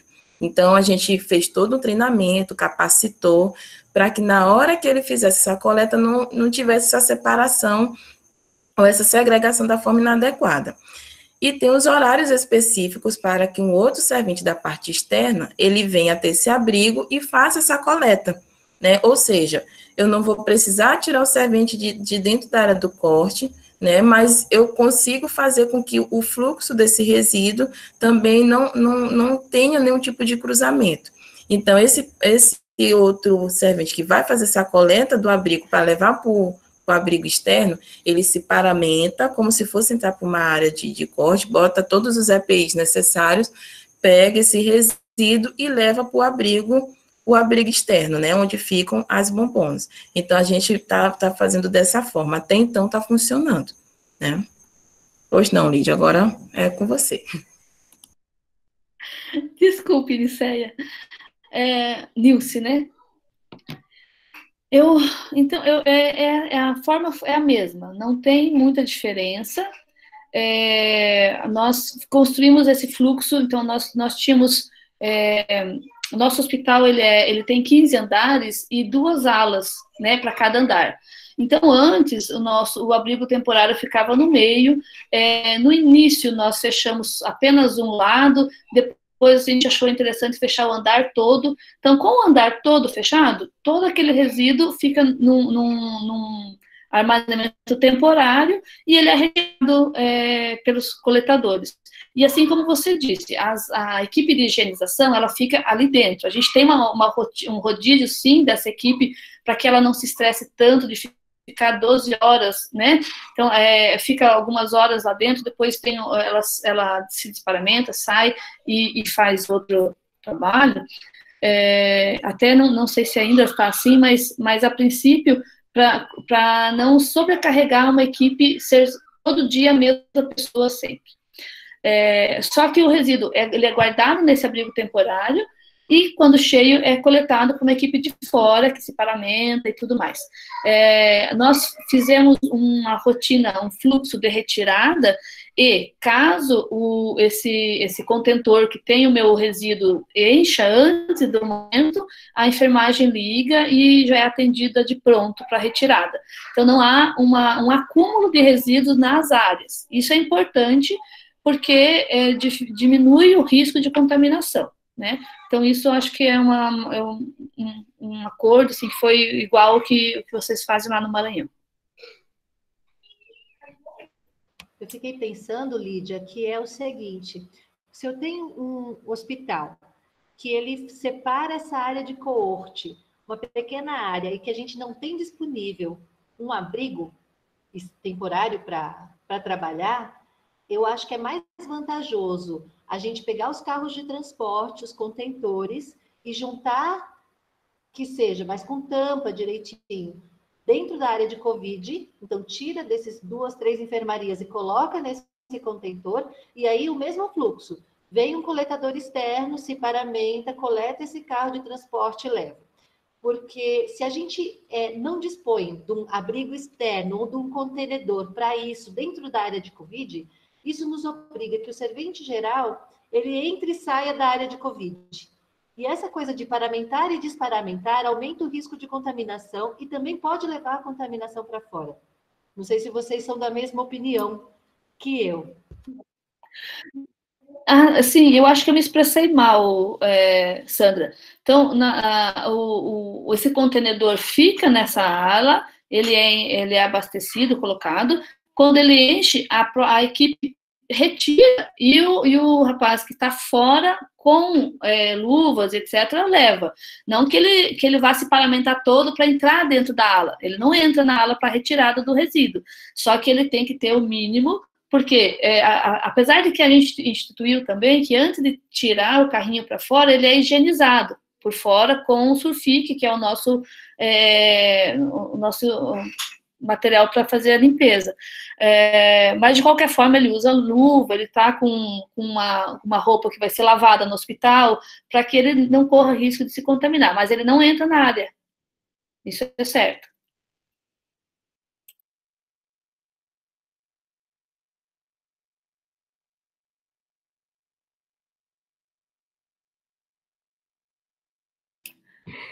Agora temos, então, mais 2 perguntas.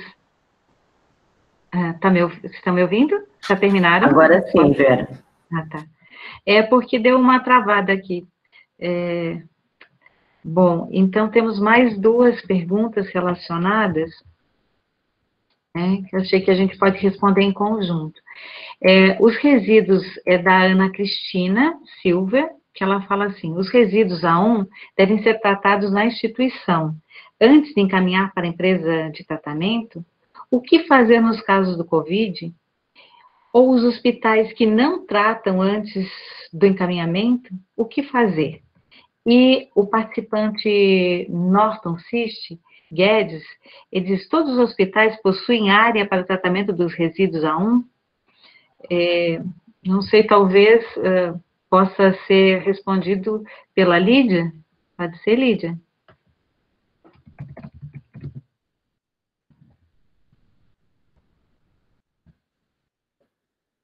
Sim, eu tinha esquecido de abrir meu microfone.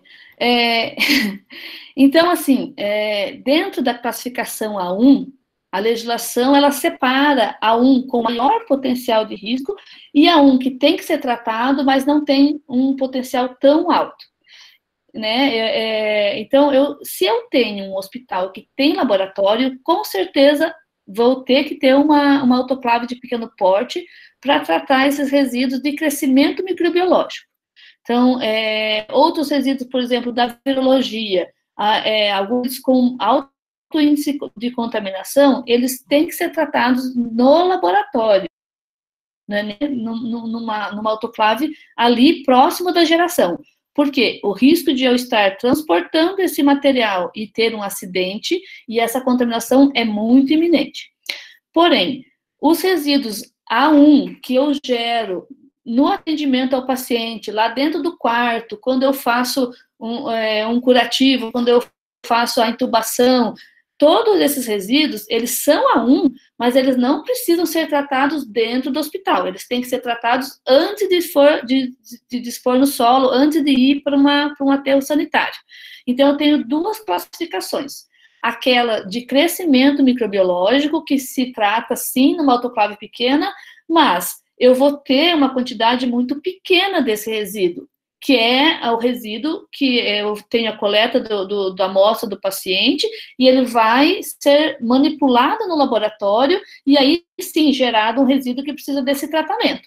Porém, todo esse volume grande que nós geramos, que são os EPIs, que são os resíduos do atendimento, ele deve ser tratado, mas pode ser por uma empresa contratada. Porque senão, gente, imaginem o acúmulo de resíduos que nós teríamos. Nós não temos condição de da noite para o dia, criar um sistema de tratamento eficiente dentro dos hospitais e seguro, né? Então, a gente tem que pensar que o que nós temos sempre é pensar na segurança, e a segurança hoje é transportar de uma forma mais segura possível e tratar adequadamente na empresa que eu contrato. Não sei se ficou claro. Ok, obrigada, Lídia.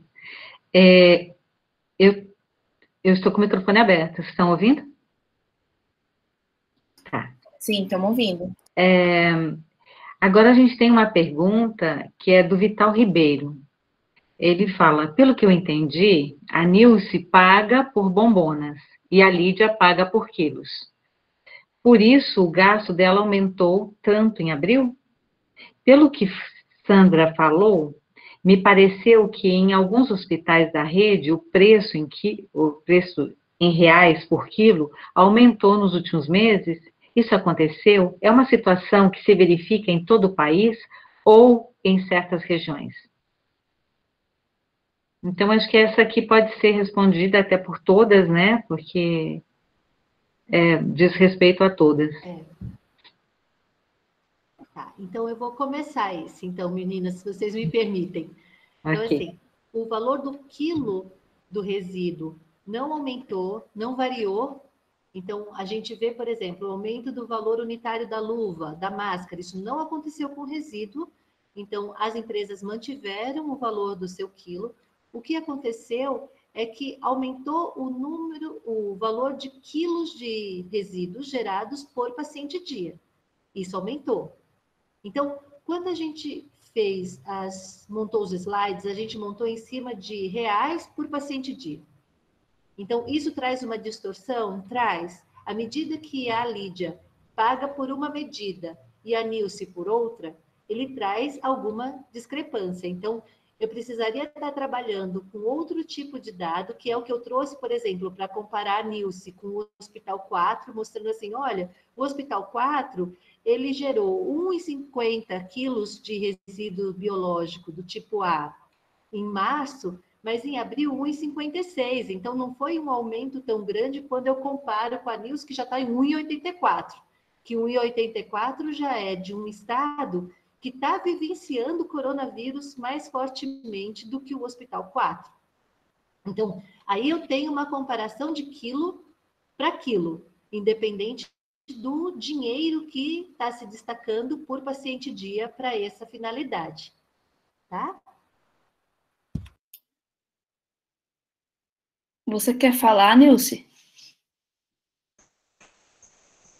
Só complementar o que Sandra disse, porque, como foi explicado, né, a nossa realidade por pagar por unidade, então a gente sente esse impacto financeiro muito maior, porque a gente gera mais em termos de volume, né, então quando eu não pago pelo quilo, então meu impacto todo vai na quantidade de bombonas. E aí é uma situação que, inclusive, conversa antes, eu mandei essa apresentação para o meu chefe de divisão, o Alan, e aí ele me fez esse questionamento, mas, Nilce, e esses valores não estão batendo? Então, não seria o caso da gente começar a mudar esse nosso contrato, essa nossa forma de pagar, né? E eu disse, Alan, isso já é uma situação que a gente já vem refletindo. Então, a gente não tinha mudado até então porque faltava dados mais contundentes, né, que me pudesse mudar. Depois que a gente começou a coletar esses indicadores para a sede, né, então a gente já tem informação desde 2018, então eu consigo analisar melhor como é que está a minha situação, e eu consigo hoje fazer um contrato de uma forma mais segura. Mas, claro, comparando com outros hospitais que pagam pelo quilo, nossa, o impacto para o hospital e o financeiro disso é gigante, né? Então, nesse momento, a gente acaba perdendo muito, porque eu tenho ali um volume muito alto de resíduo gerado e eu pago por esse volume, e eu não pago pelo quilo, né? Acho que é basicamente isso.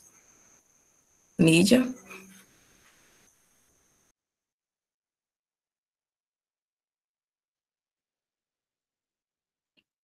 Posso? Então, se travar, por favor, podiam levantar a mão para eu saber, porque está indo um pouco. Isso é muito importante nesse momento, Nilson, de ser avaliado, e tem um outro quesito que a gente tem que pensar. Quando eu pago por quilo de resíduo, e eu oriento o meu coletador de colocar com segurança, sem furar o saco, ele, né, mesmo que eu aumente o número de bombonas, eu estou pagando pelo peso de resíduo que eu encaminhei e pelo peso que a empresa vai tratar.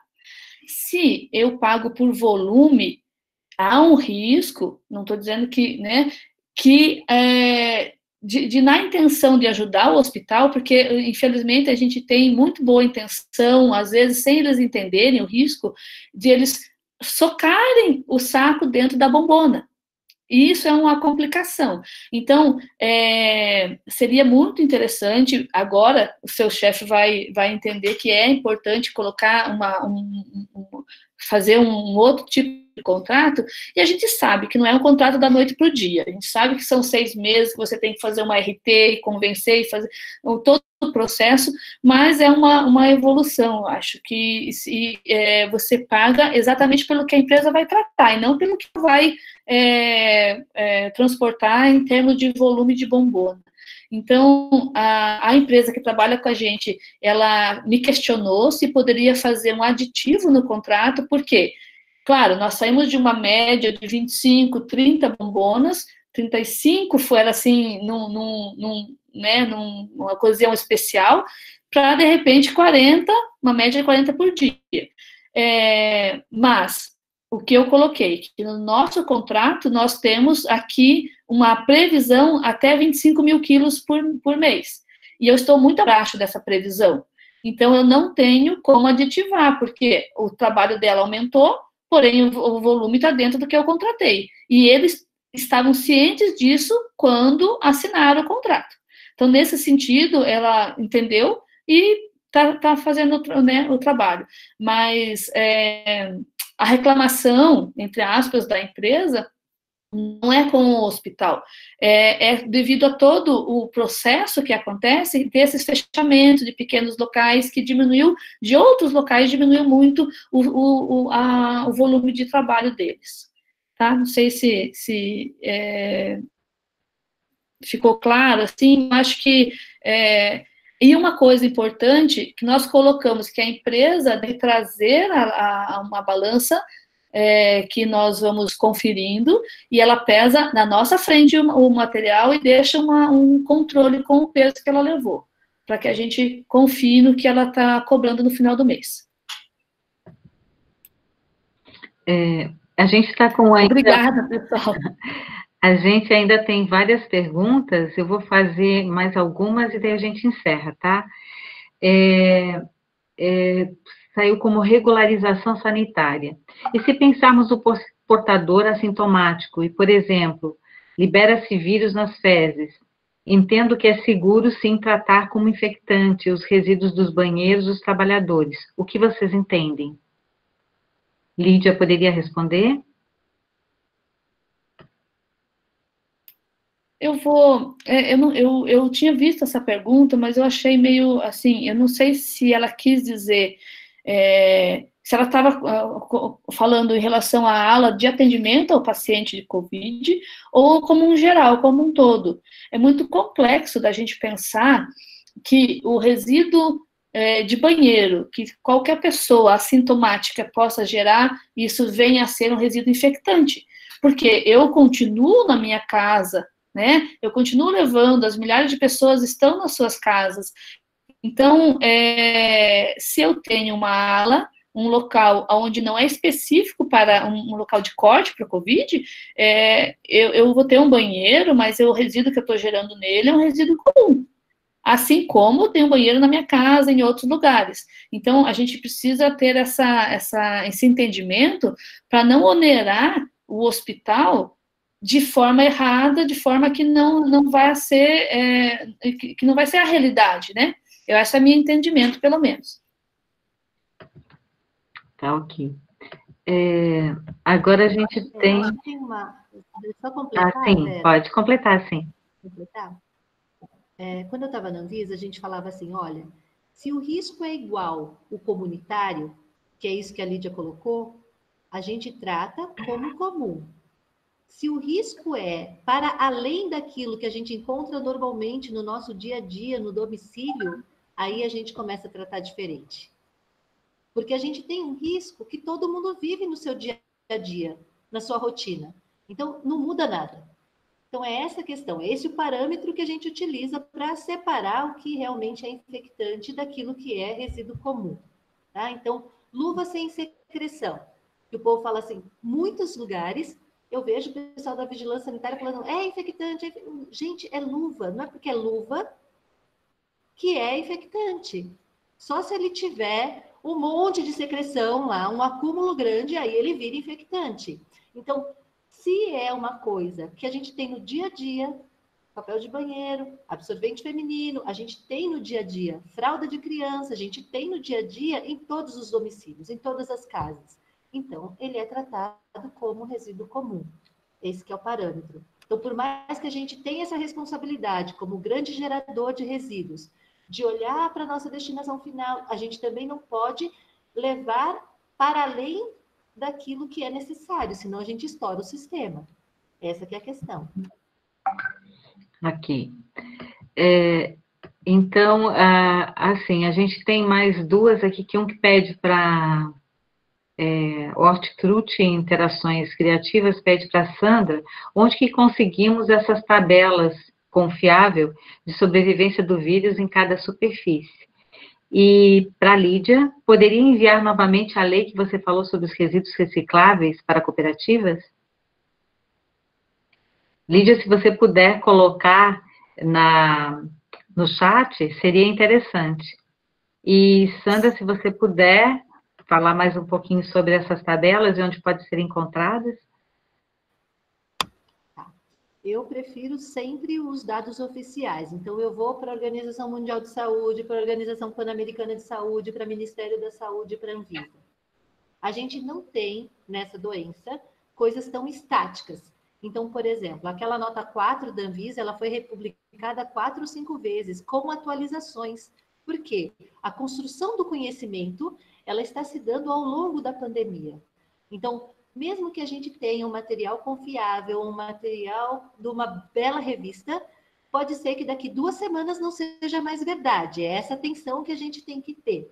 Então, a gente tem que estar atento a todos os nossos canais de comunicação para se manter atualizado o máximo possível. Significa que a gente vai acertar sempre? Não, porque o conhecimento está mudando. Então, a gente precisa estar atento e seguir, de preferência, os órgãos oficiais, as boas revistas científicas com alto índice de impacto, mas estando ciente de que este conhecimento é volátil. Ele vai mudar ao longo do tempo. É isso. Obrigada.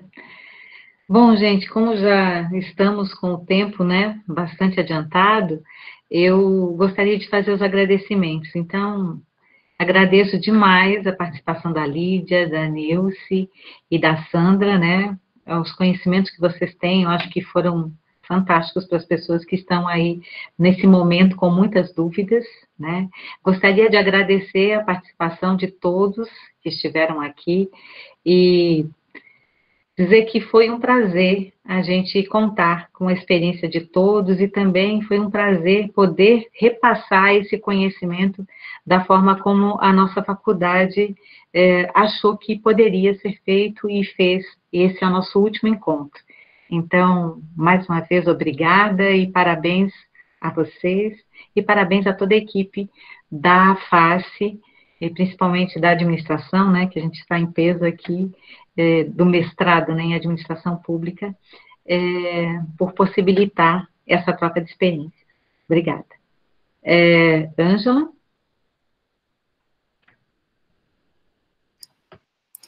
Bom, pessoal, primeiro eu quero agradecer a todo mundo que está acompanhando a gente desde o início. Como coordenadora do projeto, a ideia foi a gente falar um pouco dos impactos da pandemia na área da cadeia de suprimentos. Então, quando eu pensei o projeto, baseado no meu tempo de EBSER, que eu trabalhei 8 anos no hospital universitário aqui da Grande Dourados, até ser removido de ofício, mas assim, independente disso, é uma área que eu gosto, que eu atuo, que a minha professora, né, a minha orientanda de mestrado é de logística, então quando eu entrei no mestrado, já falei, Jane, cola aqui comigo que a gente vai trabalhar na área da logística. Então, eu venho trabalhando nessa questão desde do meio do ano passado, é uma área que eu gosto muito dessa parte da gestão hospitalar, e eu acho que é um ponto que, às vezes, não está tendo muito foco, né, das lives, assim, no sentido, porque as pessoas estão mais focadas e é o certo, em tentar a vacina, tentar o remédio, então, assim, os estudos estão todos muito focados nessa área, mas a gente tem uma área de retaguarda, que é a área administrativa, que é a área de gerenciamento, né, da cadeia de suprimentos, que também está sofrendo muito com tudo isso e que eu acho que precisa, o máximo possível, compartilhar informações, ver as medidas que estão sendo tomadas, porque o objetivo é, né, propiciar aos profissionais de saúde que estão lá na ponta fazendo o atendimento, o melhor material, a segurança que eles precisam. Então, assim, espero muito que os encontros tenham sido válidos, que a gente tenha conseguido compartilhar as informações. Agradeço aos colegas da Rede EBSER, que é a minha maior fonte de contato, né, e também aos hospitais municipais, estaduais e particulares que eu sei que participaram ao longo dessa live, e eu espero que a gente consiga realmente superar essa questão dessa pandemia. Eu acho que essas ações contribuem para que a gente consiga passar por esse turbilhão que está sendo 2020, né, e agradecer de coração a todos, aos meus coordenadores, a minha professora fofa, que quase me deixou louca, mas tudo bem, e a vocês o meu muito obrigada, tá bom? Qualquer coisa, a gente tá por aí. Obrigada. Então, gente, em nome da Faculdade de Administração, Ciências Contábeis e Economia, em nome do Profiap, né, eu acredito que o Antônio e o Rosemar vão fechar, mas eu queria dar alguns recadinhos, mas antes eu gostaria de agradecer imensamente a Lídia, a Sandra, a Niceia, muito obrigado pela presença de vocês. A faculdade se sente muito honrada com a presença de vocês aqui nessa live. Agradecemos a professora Vera pela moderação, ao coordenador do curso, professor Rosemar, e o nosso diretor, professor Antônio, que abraçou todo esse trabalho dessas lives. Foram 4 encontros imperdíveis, assim, de uma grandeza fora do comum, pelo apoio, pelas palavras, pelo conhecimento de vocês. E dizer a todos que todas as nossas lives estão no canal do YouTube, essa vai subir amanhã e vocês vão poder acessar se você perdeu alguma coisa. Temos o canal da Face, já disponibilizei aí no chat, como também a sua inscrição no EVEN será muito importante para a emissão do certificado. O mesmo será emitido a partir do momento que esse projeto fechar. Nós não podemos emitir certificado sem o relatório final. Então, vamos fazer uma reunião com a equipe para fechar os relatórios, para ver todo o projeto, para depois emitir os certificados. Então, aguardem, os certificados irão chegar em todos os seus endereços, sem dúvida nenhuma, tá? Muito importante vocês também responderem o nosso questionário. Esse questionário faz parte desse projeto e é importante para que outros eventos como esse possam ser melhorados a partir da sua visão. Então, quando você responde o questionário, as ações melhoram, temos aí condições de melhorar o nosso trabalho. Mais uma vez, boa noite, obrigada a todos, e passo a bola aí para o Rosemar, e acredito que o Rosemar depois passa a bola para o Antônio para a gente encerrar. Obrigada mesmo. Obrigado, Jane. Quero agradecer a participação da Nilcileia, da Sandra, nessa noite, e dizer que foi um imenso prazer rever a Lídia nesse ambiente virtual, mas, Lídia, foi 2009, final de 2009, começo de 2010, que eu te conheci no evento lá em Brasília, e lá a gente organizou para fazer o evento no HU, um primeiro encontro, e depois você teve um outro momento, se eu não me engano, em 2012, então você esteve antes no nosso hospital. E foi o passo inicial para iniciar no HU da UFGD todo o sistema de gestão ambiental hoje, que depois foi coordenado pela professora Vera muito bem e serve de modelo para outros hospitais da região. Prazer revê-los, em nome do Profiap, a Jane já falou, mas como coordenador do programa de mestrado em administração pública, em rede nacional, temos várias universidades e a Universidade de Dourados, então o seu Profiap agradece a todos que participaram desse evento, desde o primeiro encontro, aos que participaram nesse fechamento hoje, em especial também, e dizer que outros eventos que estarão acontecendo, a gente estará divulgando e contamos com a participação de vocês. Lídia, venha rever Dourados. Passando o Covid, volte a Dourados. Vamos fazer um novo evento aí, Sandra, Nilcileia também, venham conhecer Dourados. Um abraço a todos e, Antônio, a bola é sua, faça o gol.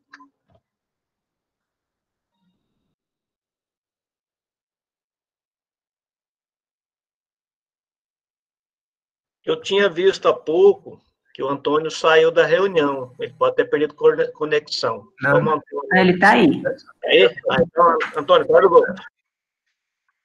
Tá. Bom, obrigado aí, Rosemar. Então, primeiro, agradecer a Lídia, a Sandra, a Mislene, pela excelente contribuição hoje, a professora Vera pela moderação, e durante todos esses 4 encontros, acho que a gente não...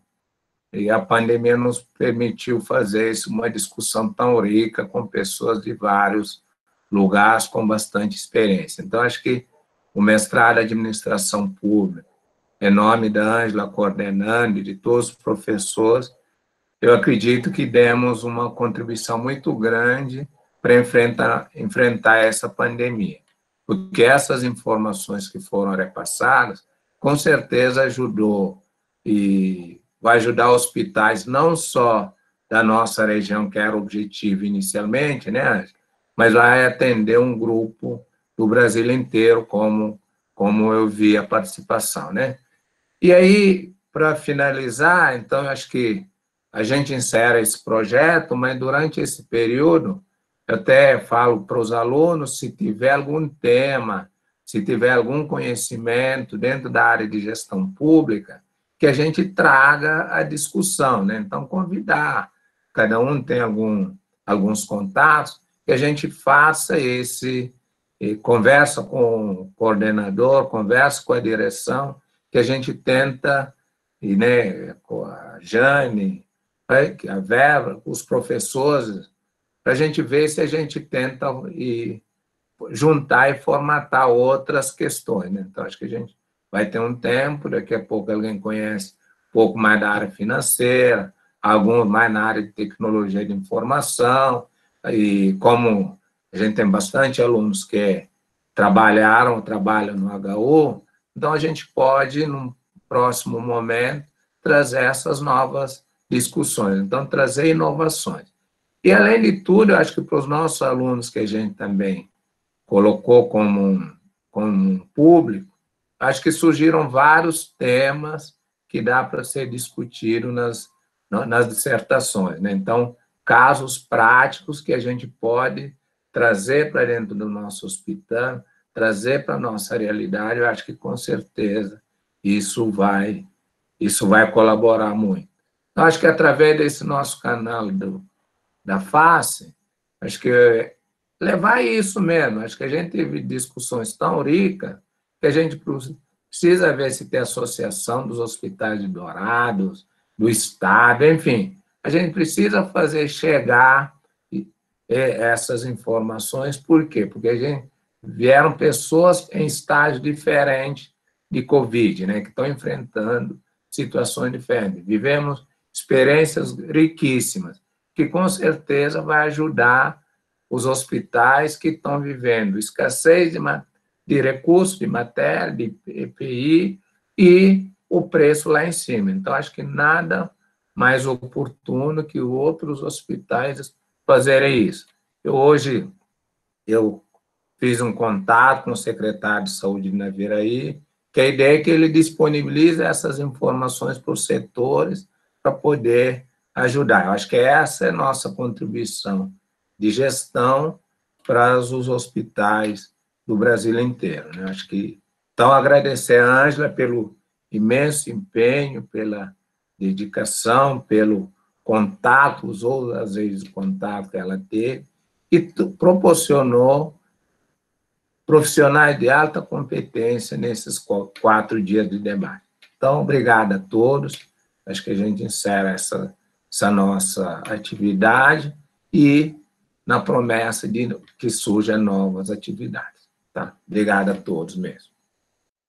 Obrigada, gente. Muito boa noite para todos. Fiquem com Deus. Obrigada, pessoal, pela participação. Tchau, obrigada. Obrigada, menina. Tchau, Sandra. Tchau, Lídia. Tchau, Nilce. Muito obrigada. Tchau, gente. Boa noite. Boa noite. Boa noite. Tchau, Vera. Tchau, Lídia. Viu, Vera, você sabe a notícia da Verusca?